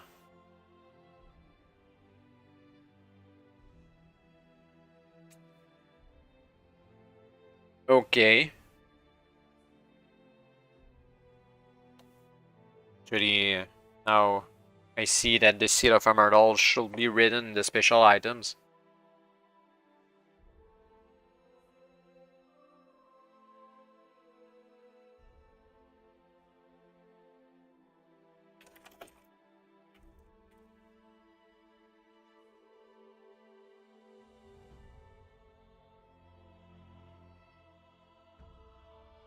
Alright.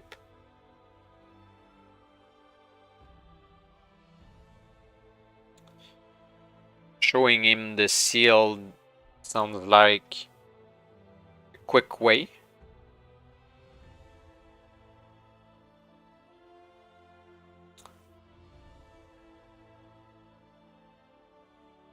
Can use the 6th sense though, just to get an idea of what's going on. 149.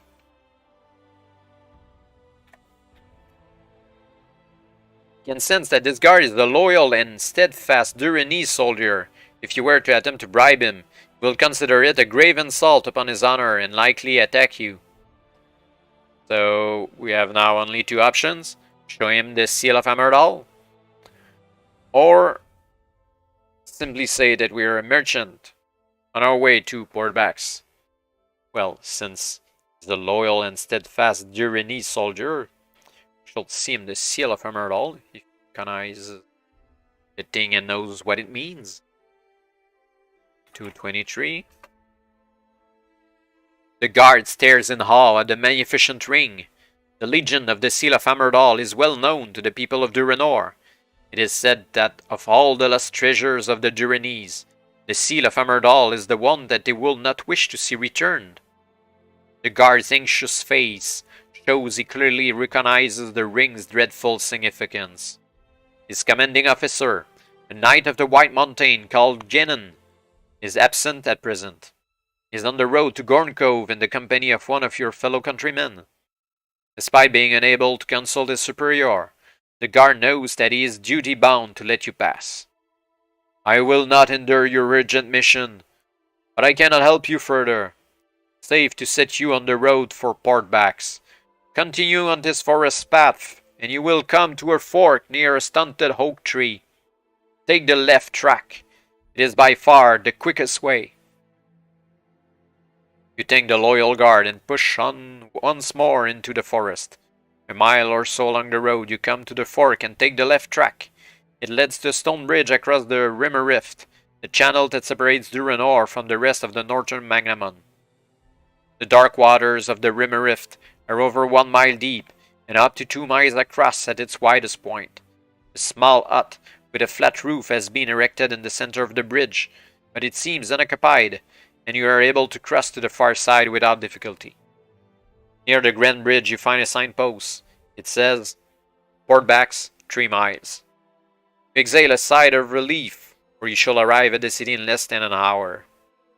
Continue your journey to Portbacks to 265.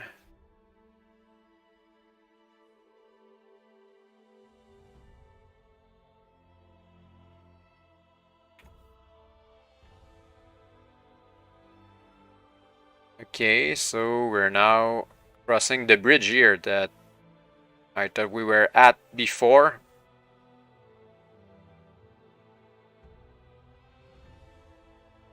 At dusk on the 10th day of your quest, you experience your first sight of the magnificent city of Portbacks.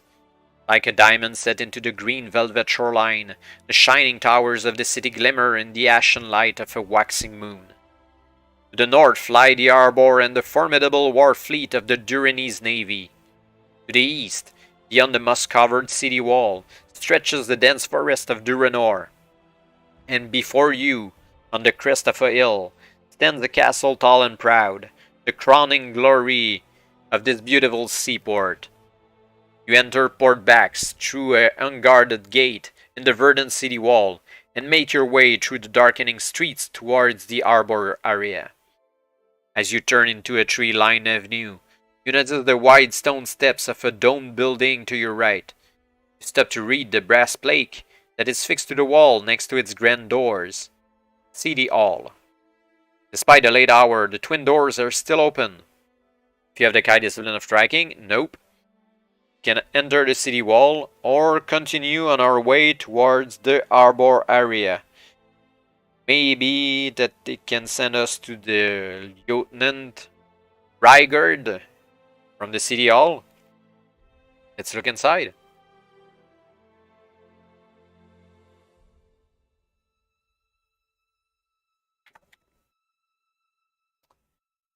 Just inside the main door sits a kindly old man with a long beard.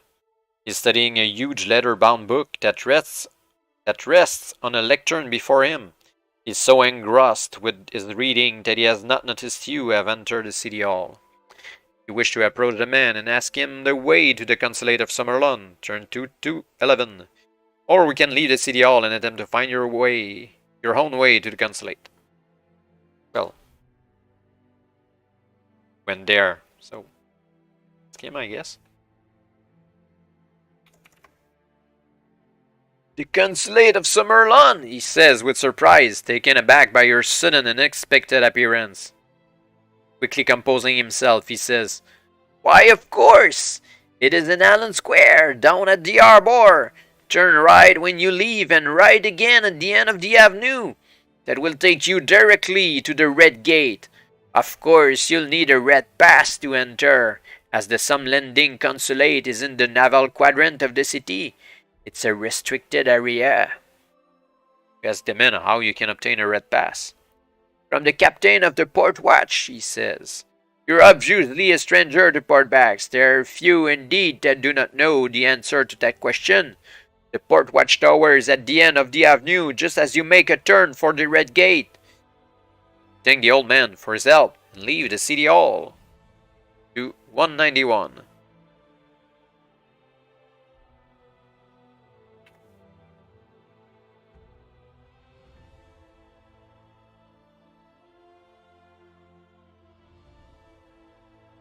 At the end of the avenue, the cobbled street turns abruptly to the right. Opposite this point is a tall, white stone building with a plaque fixed above its door.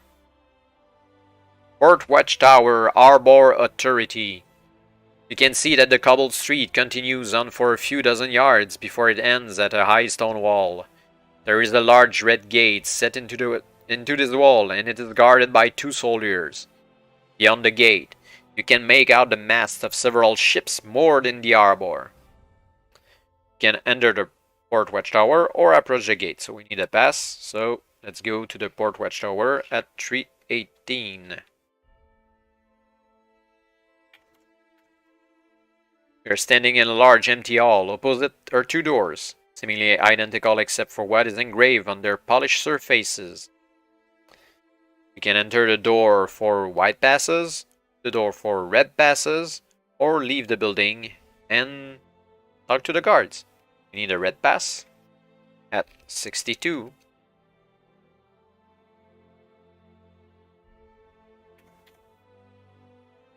You enter a large room which is filled with leather-bound ledgers and reams of files.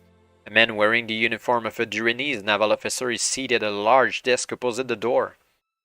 He peers at you inquisitively from behind a huge book and says, "You must have pressing business in the naval quadrant to apply for a red pass at this late hour. I shall need to see your access papers and proof of your commanding officer's authorization." You can show him the seal of Amerdal. We don't have the paper. Well, it's either showing the seal or showing nothing and leaving the room. Try showing the seal.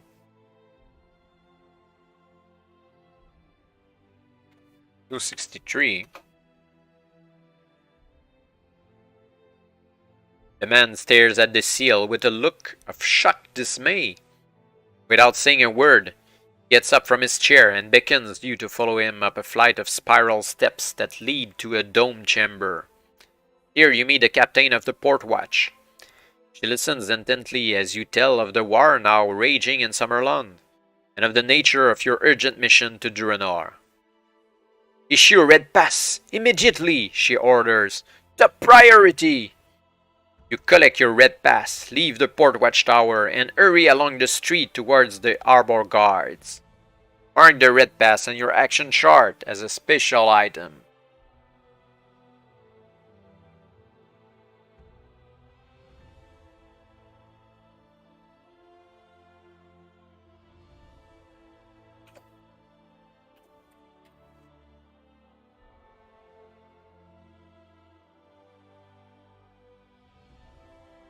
$246.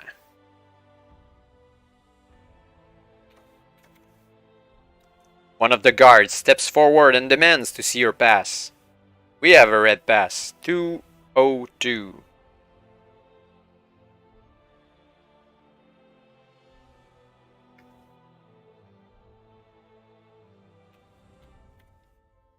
The soldier salutes and allows you to pass through the red gate. You return his salute and walk into an open square lit by the tall beacons lining the quayside. To your relief, you catch sight of the marble pillars of the Sommerlund consulate, the familiar sun flag of your country flying above it in the fresh night breeze. As you climb the stone steps, your kite cloak and tunic are recognized by the Sommerlunding guards on duty at the main door. They disappear inside and quickly return in the company of a tall, gray-haired official. His anguished expression suddenly changes to a smile of joy as he beholds your travel-stained Kai uniform. "Hope beyond hope! Thank the gods that you live, lone wolf! The scant news that has reached us from the west has caused us great alarm." You are ushered inside and taken immediately to the envoy of Sommerlund, Lord Lieutenant Rygar. Continue to 31.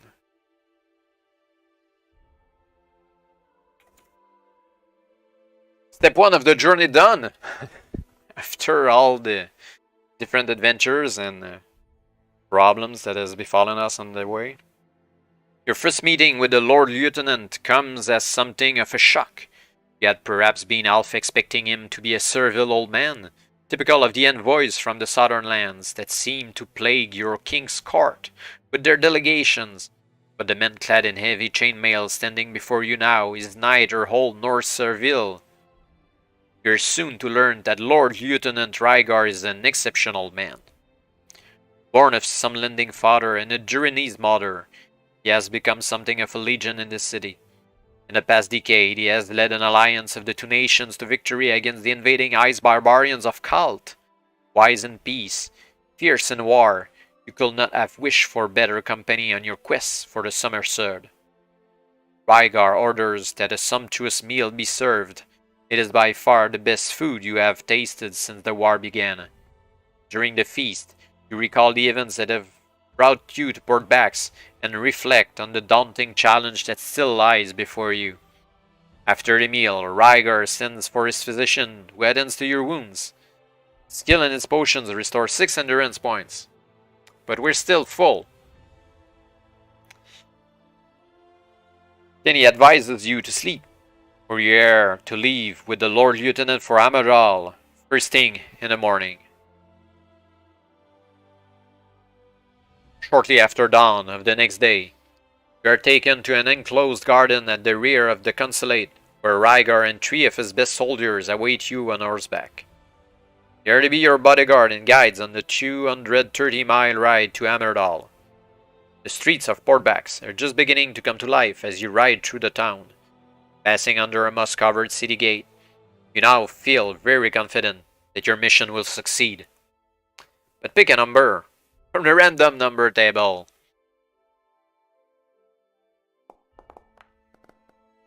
Who has to shatter the confidence?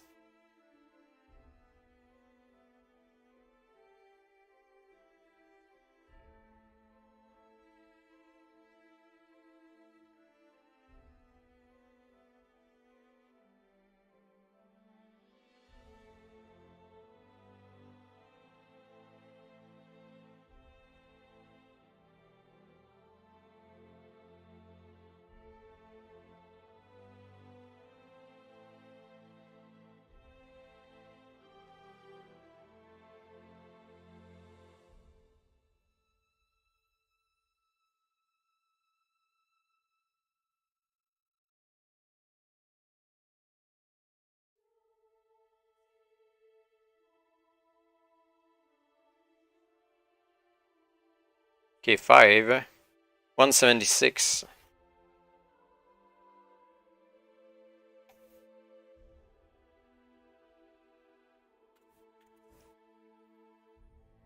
For 3 days and nights, you have ridden along the highway as it travels up the river valley of the Durenor.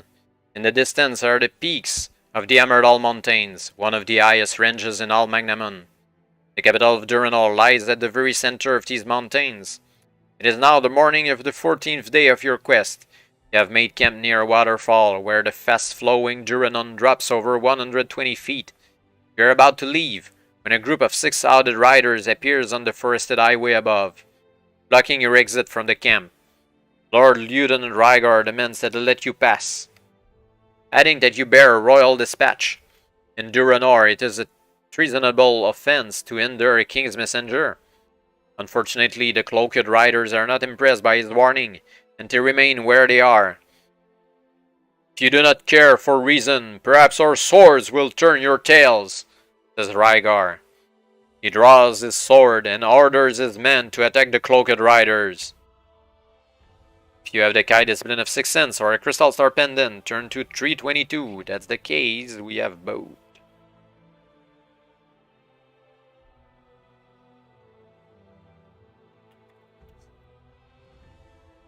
There is a strong aura of evil surrounding these cloaked riders. You are warned that you shall not follow Rygar and his men on their impetuous charge. You shout a warning to them in the hope it will halt their attack, but it is already too late. It cannot be heard above their battle cries and the thunder of their horses' hooves. Continue to 277.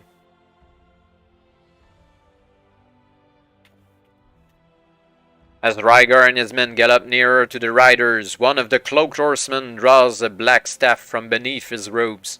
A fierce blue flame shoots from its twisted tip and explodes beneath Rygar's horse. toppling him and sending Ryger head over heels into the dense undergrowth. Furiously, Ryger's men attack the cloaked riders with their swords. Their sharp blades slice clean through their enemies' cloaks and bodies, but to no effect. These are Elgast, evil undead agents of Darklord Zagarna.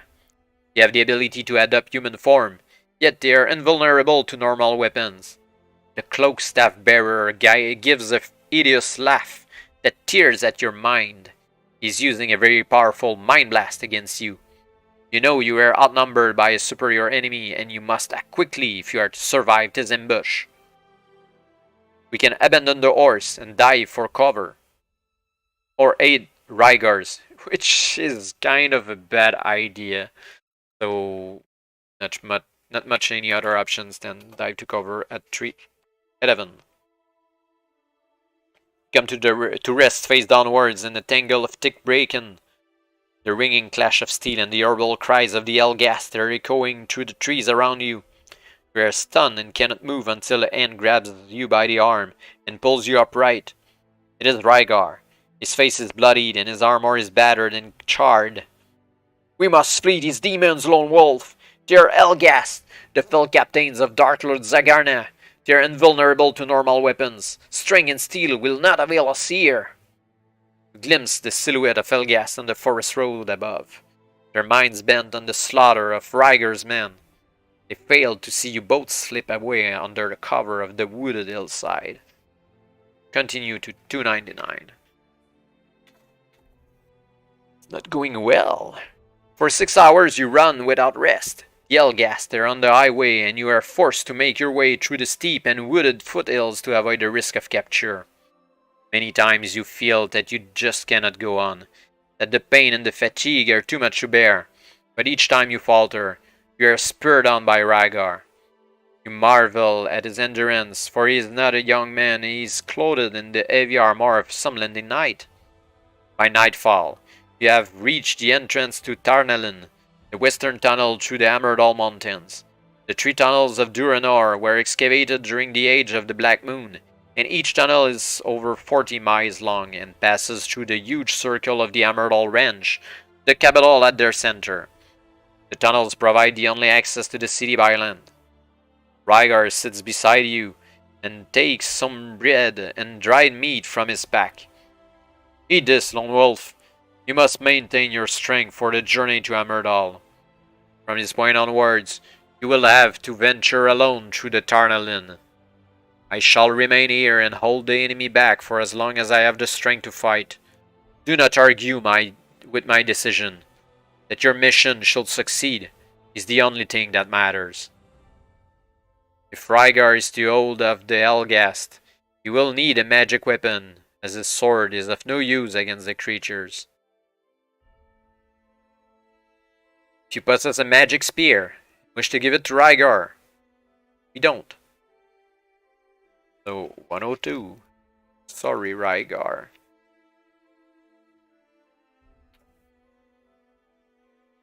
The tunnel of Tarnalin is a wonder to behold. Over 100 feet in height and width, this grand subterranean thoroughfare cuts a straight route through the Hammerhall Mountains to the Durenese capital. Usually the tunnel is busy with a constant stream of wagons and people traveling to and from Portbacks.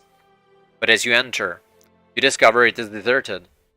All you can see is an overturned fruit cart near the entrance arch. The long road that disappears into the torchlit tunnel ahead is empty and eerily quiet. As you walk along this paved road, you get an uneasy feeling that the Elgast may have arrived at Tarnalin before you. You have been walking along the empty tunnel for nearly an hour when the road splits in two. You have the key discipline of tracking, turn to 325. We don't. You can take left or right. The coin toss. Right now we're here at Tarnalin. Left or right. No indication whatsoever.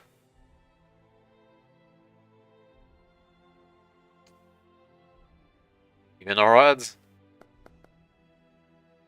So, well, both numbers are even. Right, even left. Odds right. Straights right. 164. You have walked for nearly a mile along this deserted tunnel when you see a flight of steps cut into the wall to your left. They lead to a platform which runs the length of the tunnel ceiling. It is used to service the torches. You have the Kai discipline of Sixth Sense or a Crystal Star Pendant. Turn to 172. The case. You are automatically warned that there is something evil hiding in the darkness of the platform above. You can climb the stone steps and confront the darkness, or sprint past the steps and the platform, or run back to the junction and take the left path. Maybe the left path is safer. 64. Ahead you can see a passenger wagon. It is similar in design to those that travel the coast roads of the Wildlands. The horses have been cut free from the carriage and it appears to be deserted. Then you notice the bodies of 3 soldiers lying beneath it. Their uniforms are torn and heavily blood-stained. You have the Kai discipline of Sixth Sense or Crystal Star Pendant. 229.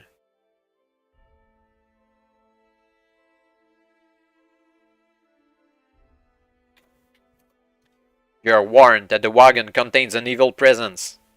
You can enter the wagon or run past the wagon. So we either run past the wagon or run past the platform.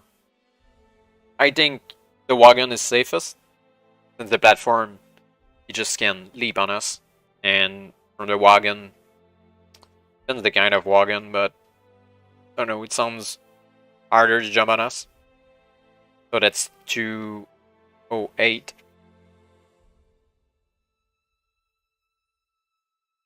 You have just passed the overturned wagon when you hear a slight noise behind you, spinning around. You scan the walls and ceiling, but you can see nothing in the gloom of the tunnel. Continue to 134.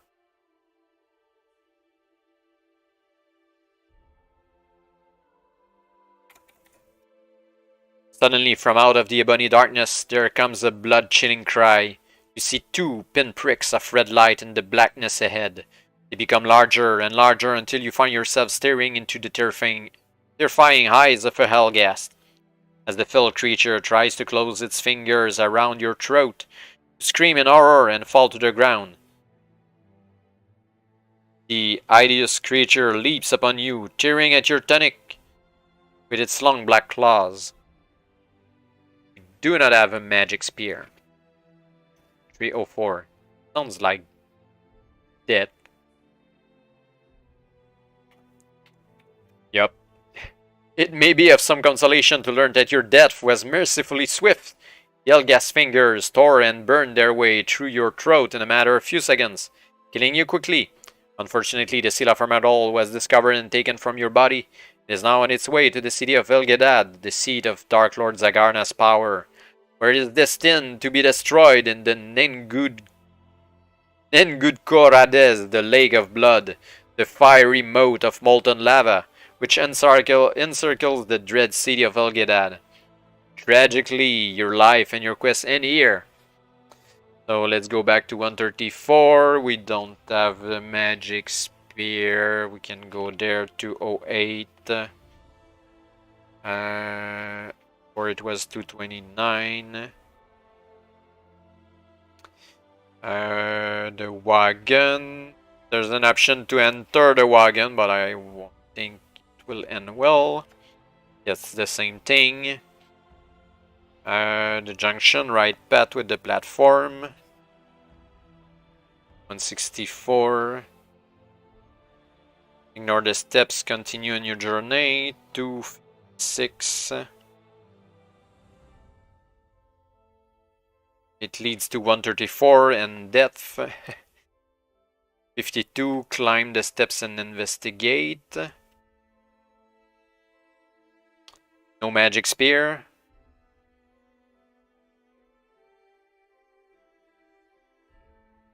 Death again.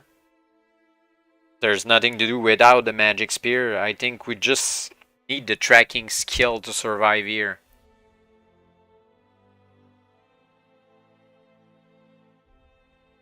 Just kind of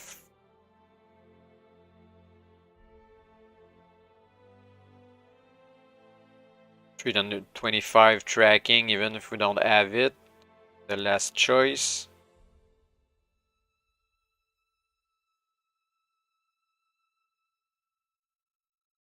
They're both the same options, so we need a magic spear.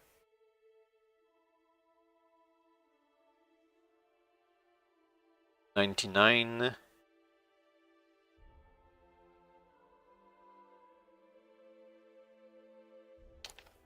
Should add one before leaving Rygar. Oh, the black spear in the corpse. Right. That's kind of so far away.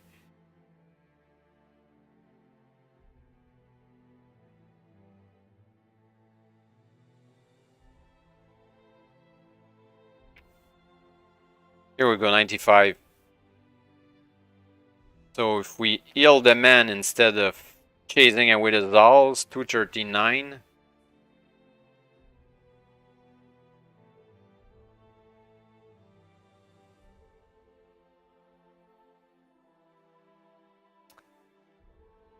Try to apply your hands and injure man's chest, 77 for the camouflage.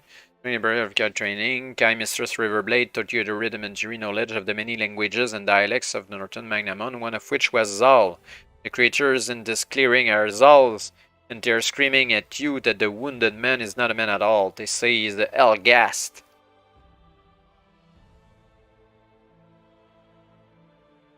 Well, we can check his pack at 320.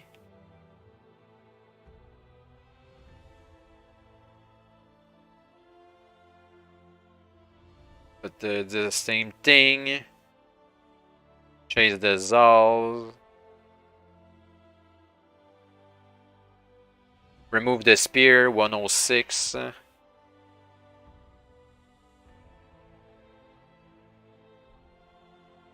And then we have to fight an Elgast. Yeah, that's the magic spear. So the finely engraved spear is made of black metal, yet it feels as light as if it were made of wood. You notice the shaft is covered in complex runes and magical emblems. As you carefully pull it from the man's chest, he gives a long sigh of relief. You are about to examine his wound when you feel a sudden pain shoot through your head. It is so sudden and so agonizing that it makes you scream out and drop to your knees. Lose 2 endurance points.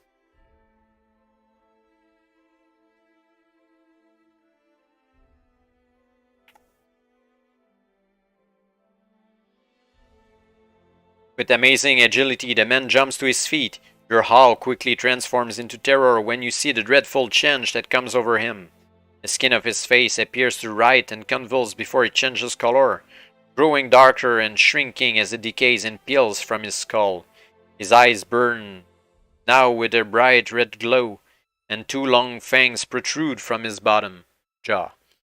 You choke on your fears, you realize that the man is really Elgast, a nightmarish shape-changing agent of Darklord Zagarna. It is attacking you with its powerful mind force.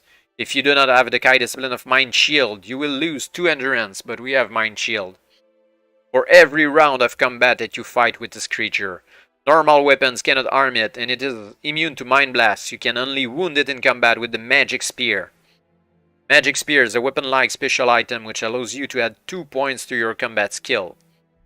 You will only receive the weapon skill bonus in this fight against Elgast if you have weapon skill. With Spear, we don't. But the Magic Spear replaces the +2 that we lose. So now we have a fight to keep the Magic Spear with 27 endurance against the Elgast 30, even if it's wounded. And he has 22 combat skill, which means -2 combat ratio. It will be a tough fight. You cannot evade this enemy and you must fight it to the end. If you win the combat, you can keep the spear. Okay. Round 1. 5. the -2. That means 3 damage and 6 to the enemy.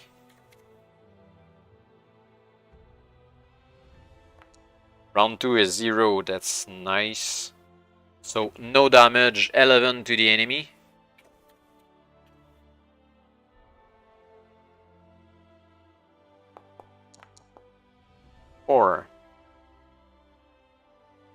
Four against 5.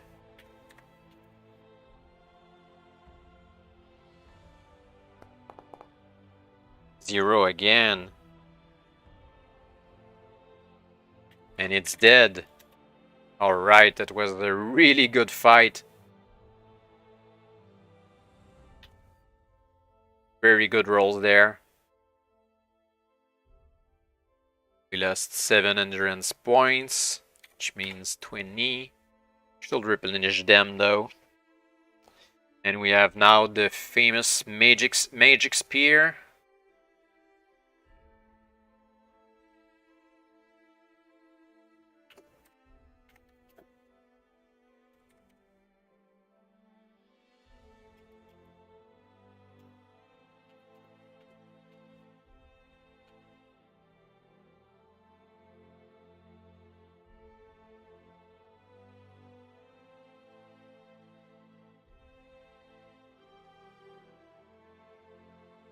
$320.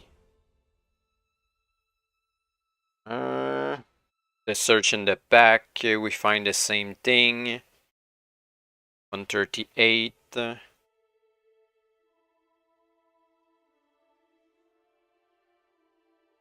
Right, the guard.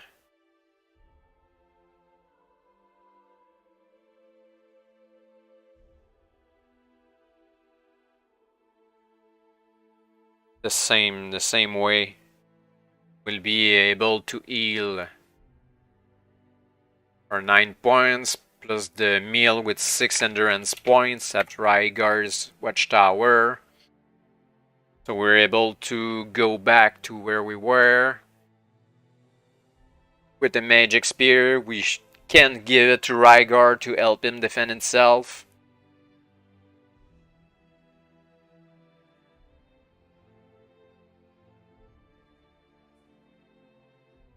Superman must die.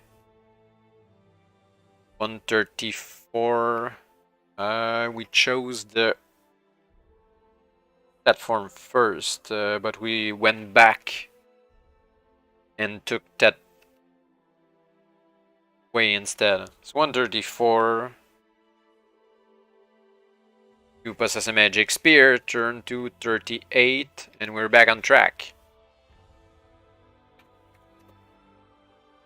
You grab the shaft of the spear and thrust it upwards into the rib cage of the Elgast. It screams in agony and rage and releases its grip on your throat. The creature's fingers have badly burned your neck. The wounds are painful. Lose 4 endurance points.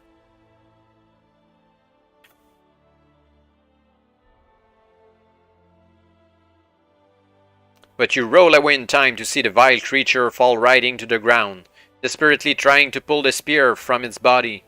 If you wish to grab the shaft of the spear and drive it deeper into the Elgast, turn to 269. I think we shall try to kill it. It will just run after us. 269.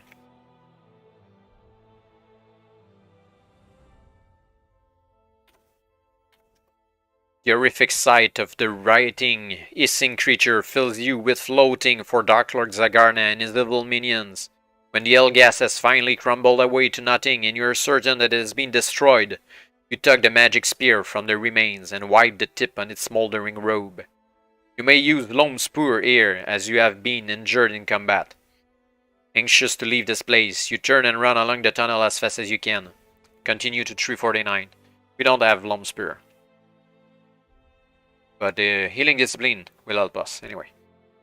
You have covered nearly 3 miles before you see a group of wagons in the distance. They have been strung out across the highway to form a barricade. Soldiers in red uniforms line the roofs of the wagons, and a large number of people are crowded behind them. You can hear their excited chatter echoing along the tunnel. As you get closer, there is a sudden silence as all eyes turn to stare at you. A detachment of 10 soldiers, led by a knight whose shield bears the royal arms of Durenor, leaves the wagon barricade and advances towards you. You can attack the soldiers, or raise your hands and continue toward them. Show peaceful. We have the seal of Amardal after all. 24. Cautiously, the soldiers surround you and take your weapons and backpack. In this instance, do not erase these from your action chart. Then the knight steps forward and raises the visor of his helm. Who are you? What is your purpose there in Tarnalin? He demands in a stern voice. You tell him that you are a Kai warrior from Sommerlund on an urgent mission to the court of King Halin. He seems unconvinced by your words until you show him the seal of Amardal. And without hesitation, he orders his men to return all of your belongings, and he ushers you through the wall of wagons. Beyond, you can see a horse-drawn carriage waiting in the center of the crowded tunnel. He motions you to climb aboard. Back to Amardal without delay, he orders the driver, and you are thrown back in your seat as the coach moves off at a breakneck speed.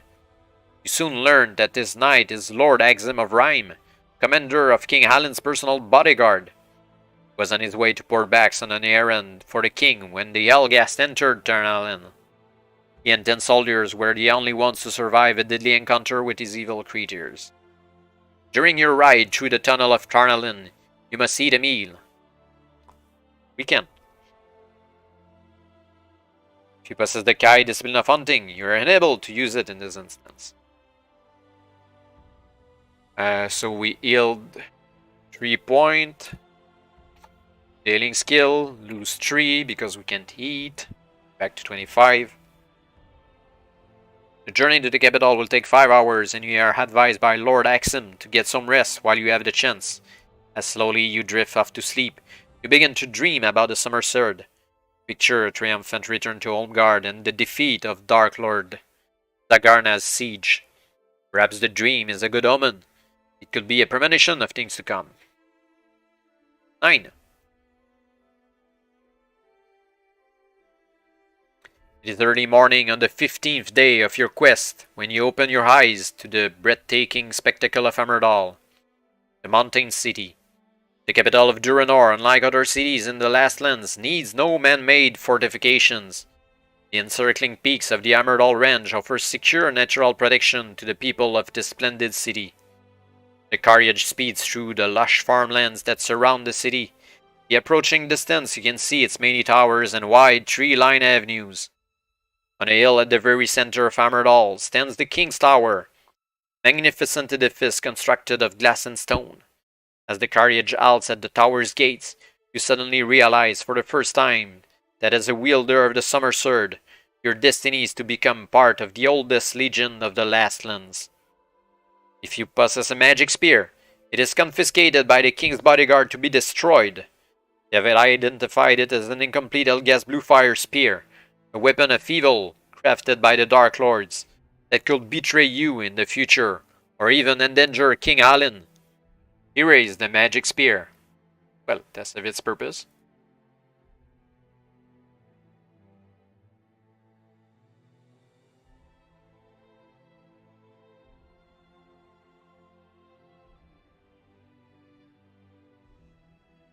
Continue to 196.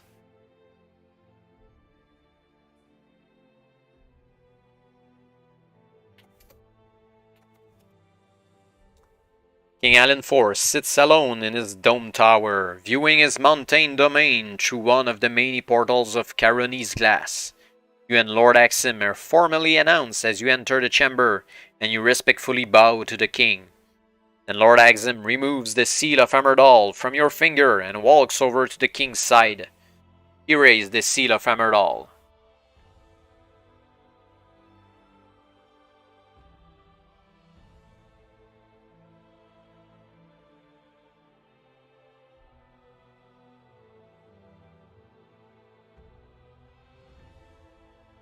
For nearly an hour they talk, their somber faces reflecting the seriousness of this situation. There is a short pause of silent meditation, Then King Hallen suddenly arises from his throne and addresses you for the first time. Alas, the Dark Lords are in the ascendance once more, and once more the Sommerlund come in search of our aid. I had prayed that my reign will be remembered as a time of peace and fulfillment, but alas, in my heart, I knew it was to be otherwise. The king removes a golden key from the pocket of his right robe and inserts it in a marble dais standing in the center of the chamber. A gentle humming fills the room as the stone cover slides back to reveal the hilt of a golden sword. Take the sword, Lone Wolf. It is foretold that only a true child of Sommerlund can release the power that lie within its divine blade. As you grasp the sword's glowing hilt, a tingling sensation runs up your arm and radiates throughout your body. You have the Kai discipline of Sixth Sense, 79.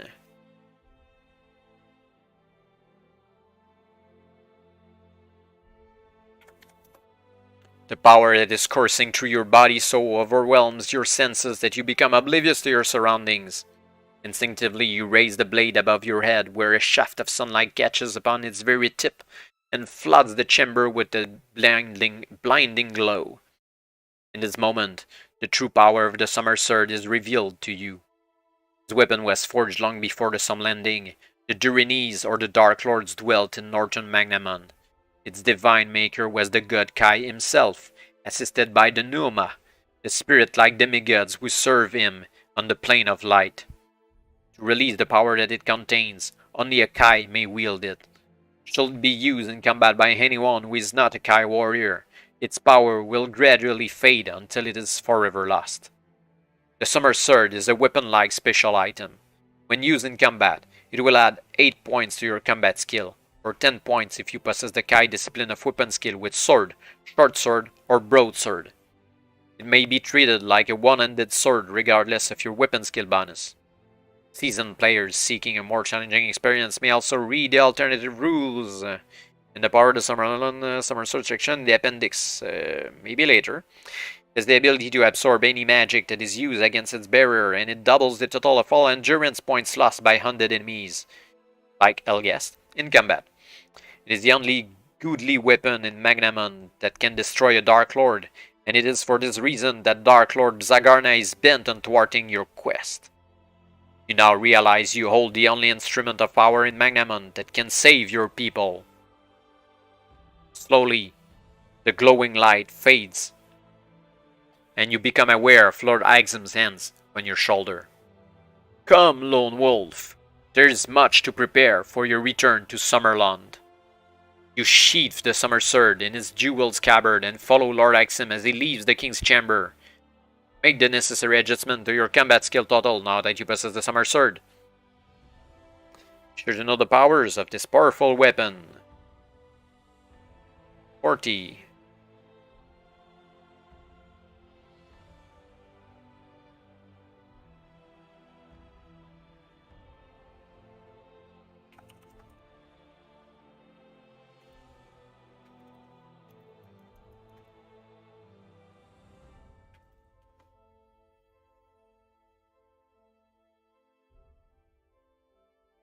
Means plus 6 here. Oh, 26 combat skill.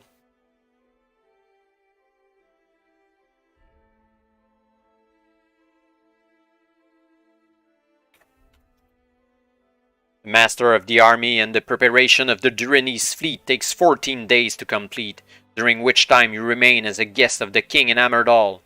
As each day passes, you despair for your besieged countrymen of Holmgard, and pray that they have enough strength to resist the forces of Darklord Zagarna until you are able to return. Every day of your reluctant exile, you devote long periods to exercise and meditation. You are also visited by a Durenor's herb warden called Madin Rendalim. He is famous throughout the Lastlands for his knowledge and skill in the healing arts. He restores all the endurance points you may have lost so far in your adventure.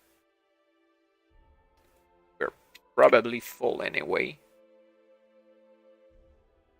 And he gives you an especially potent Lumps Pure potion that will restore 5 endurance. It's a concentrated.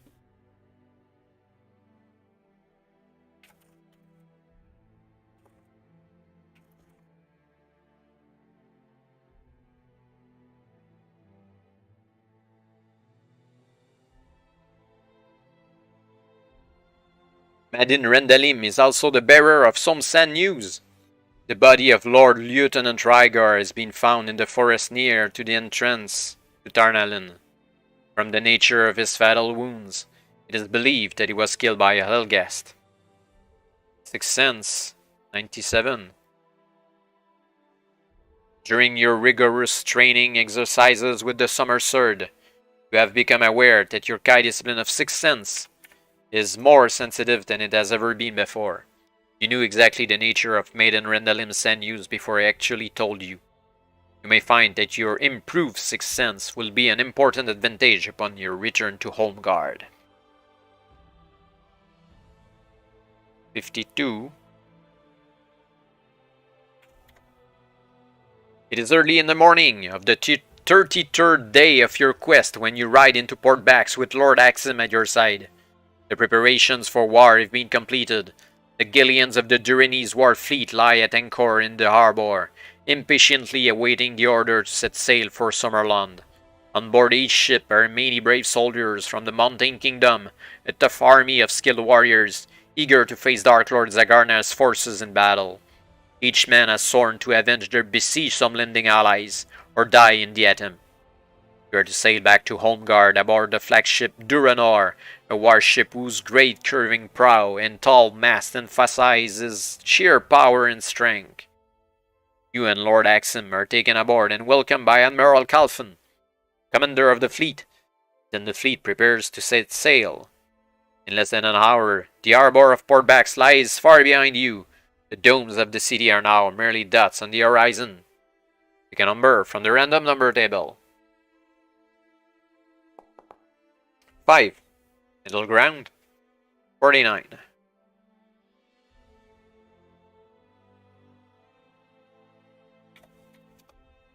For 3 days and nights, the fleet of Durenor spreads canvas and sails swiftly towards the home gulf. But although the voyage is fast, each ship in the fleet is cursed by misfortune. Sails tear, ropes mysteriously untie themselves, and timbers warp and leak. The men become short-tempered, the cramped quarters and fighting, sometimes to the death, is commonplace. By the third night of the voyage, Lord Axim is close to despair. Never have I suffered such a wretched journey. No enemy has been sighted nor battle fought, yet half my men are either ill or wounded, and we have lost 2 of our finest ships. We have been jinxed by an evil moon. How I pray that it will wane, for even if we were to arrive in Homeguard in this very night, I fear we are too weak to break Zagarna's siege. As he speaks, you can see the sun rising on the eastern horizon. You pray that this day will see an end to the bad luck that has dogged your voyage so far. But the calm waters that now surround the fleet harbor a new and sinister threat. To 100.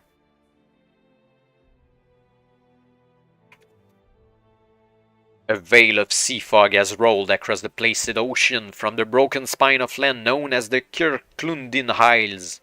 Strange dark shapes are lurking in the mist. If you possess a crystal star pendant, you notice rays of yellow light are now radiating from it. They are growing larger, and slowly the indistinct outline of several ships becomes plain to see. All hands on deck! The Admiral's cry is repeated along the many decks of the Durenese fleet. Prepare for battle! As the black ships approach from out of the fog, a horrific sight befalls you. There are dead hulks, sunken ships, crewed by the living corpses of drowned sailors. They have been summoned to the surface by dark wizardry, and they are closing fast for battle.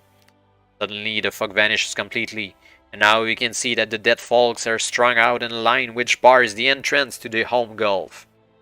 The center of the enemy formation is their sinister flagship.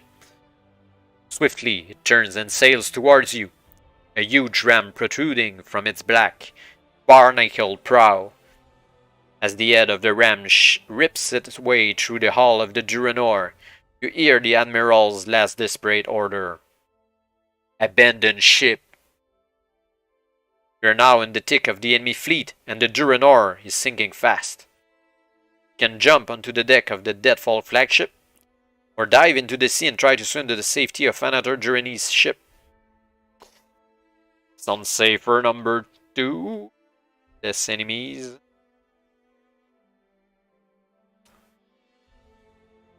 Let's dive into the sea at 267. As you surface, you see that a fierce battle is now raging all around you, and the sea is choked with the bodies of the dead and drowning. You manage to swim 30 yards and scramble over the rail of a Durenese warship. Here, a bitter struggle has ensued with a large dead falk that has grappled itself alongside. The zombie crew have clambered aboard and are running amok, slaughtering the terror-struck Durenese soldiers. We can unsheath the Sommerswerd, or simply jump on the death of the dead Hulk.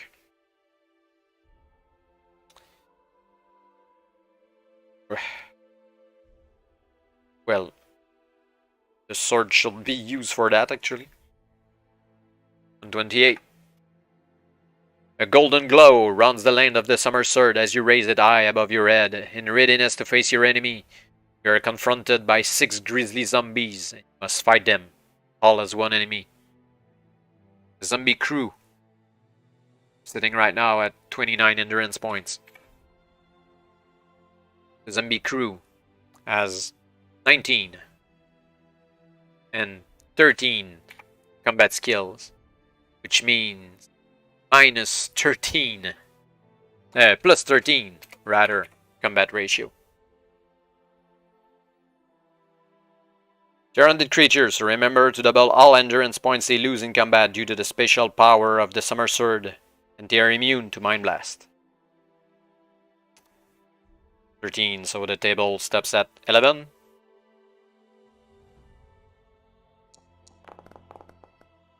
Six, 1 damage versus 16 for the zombies.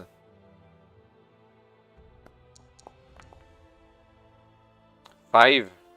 The zombies are dead. We lost 2 endurance points.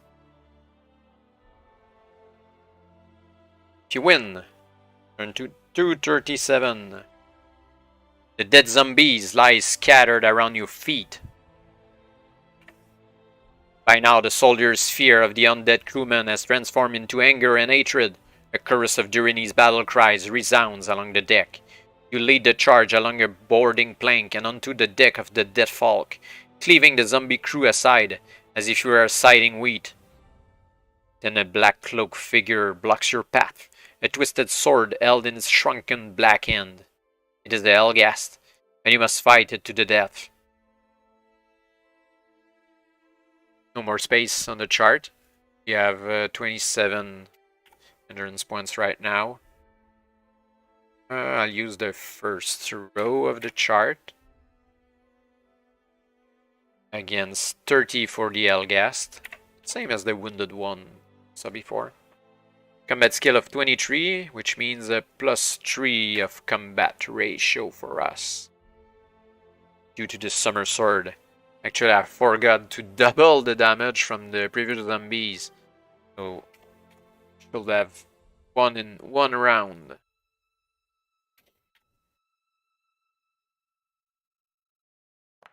Alright, Helghast. Your turn to suffer.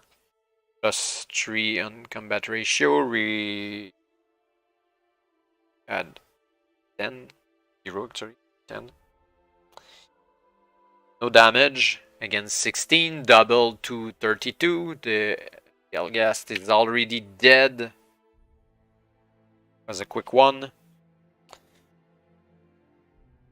Taking you with its powerful Mind Force. If you do not have Mind Shield, we do, so no problem there. It is immune to Mind Blast. When combat turn to 309. As you advance along the deck, the hideous creatures turn and flee from the radiant golden light of your sword. Then you notice something strange about this dead Hulk. Something familiar, but you're not quite sure what it is. Suddenly, a ghastly voice behind you cries out your name. You raise the Sommerswerd and spin around to face the voice. The sight that confronts you fills your senses with a mortal terror.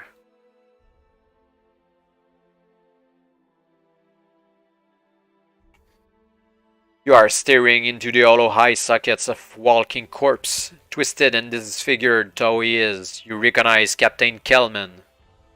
Suddenly you realize that you are standing upon the deck of the Green Scepter, which sank during the sea storm 28 days ago. It has been raised from its murky grave this very morning to join the dead folk fleet. The dead captain extends a broken hand towards you, and a ghastly voice begs you to lay down the Sommerswerd. Put down your sword, and my soul will be spared this torment. Can put down the sword or attack the zombie captain. Sorry, captain, you're a zombie now, so no hard feelings. 66. We're able to heal our 1 point less of endurance for that fight. As you raise the glowing golden blade, the zombie captain pulls an evil-looking dagger from inside his tattered jacket. He hurls himself at you with frightened speed, and you must fight him to the death. Zombie captain combat skill of 18, that means a +8 for us. We're full endurance at 29. Captain has 20.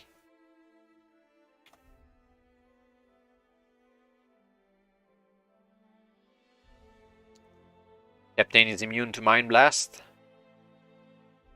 But with the Sommerswerd, be fine. Oh, 1. Bad. 4 damage versus 7 doubled, that means 14. And a 9 to close the deal. No damage, and the captain is dead. But managed to stabilize us for 4 damage.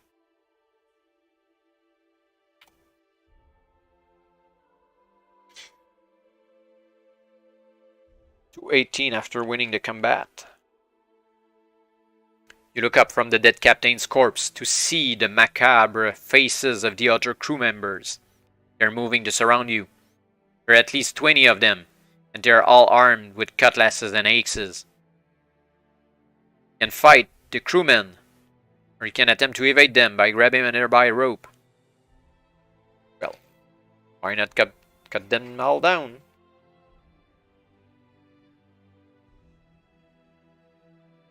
Swing the Sommerswerd around in a wide arc and hit 4 of the zombies in one sweep, sighting deeply through their rotting bodies.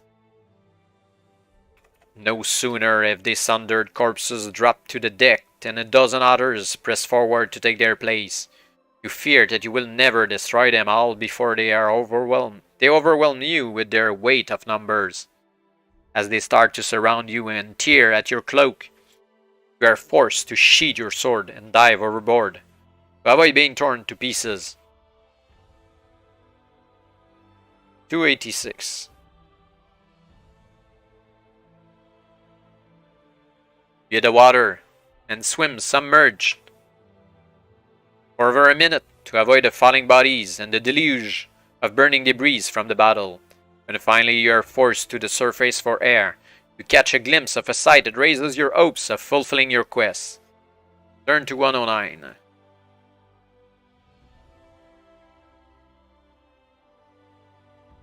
Blinking the fall water from your eyes, you can see that the flagship of the Dead Folk fleet is now fiercely ablaze. Black smoke is pouring out from the decks, and tongues of orange and yellow flame flicker all the way along its rodent black hull. Suddenly, you are aware of the beating of wings directly above you. You are shocked to see a crane hovering overhead, trying to grab at you with its sharp claws. Its hooked talons catch your cloak, and suddenly you are snatched up into the air. But it is to be a short flight. You draw the Sommerswerd and thrust it upwards into the soft belly of the creature. With a shriek of agony, it releases its grip and lets you fall. Gasp a prayer to Ishir that luck will be on your side and that you will land safely.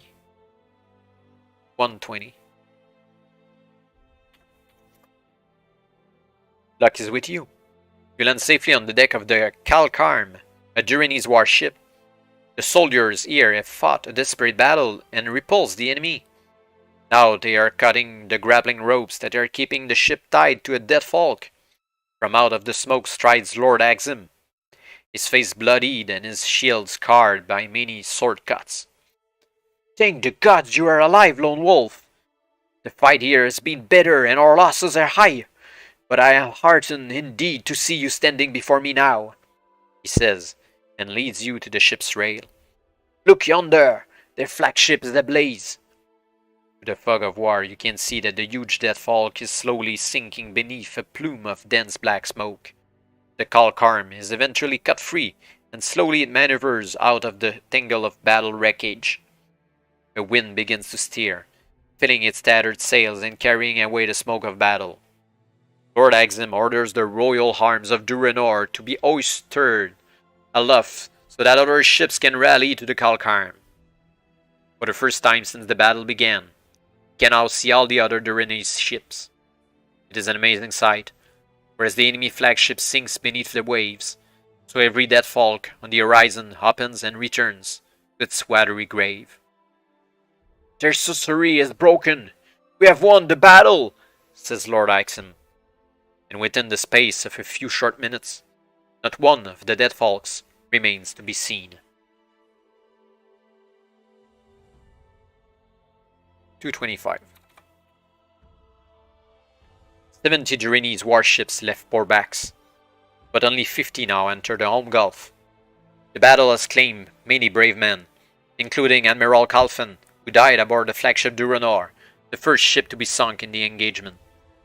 And despite the heavy losses, a great victory has been won by the Durenese, a victory which infuses them with a revitalized strength and resolve so that the past ordeal of both the voyage and the battle are now forgotten. As their optimism and determination return, all are eager to reach Holmgard and raise the siege.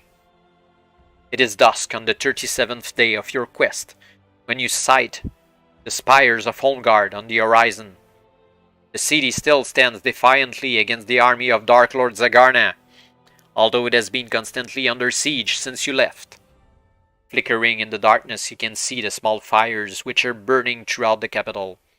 A confident Lord Axim joins you at the prow. The moonless sky will hate us this night. We shall enter the harbor unseen. Come the dawn, my men will scatter this wretched foe like dead leaves upon the wind of a storm. As you enter Holmgard Harbor at the head of the Durenese fleet, you unsheath the golden Sommerswerd and prepare to fulfill your destiny.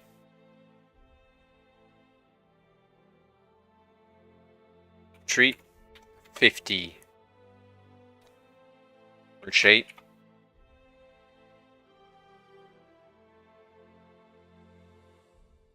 We're back in Holmgard.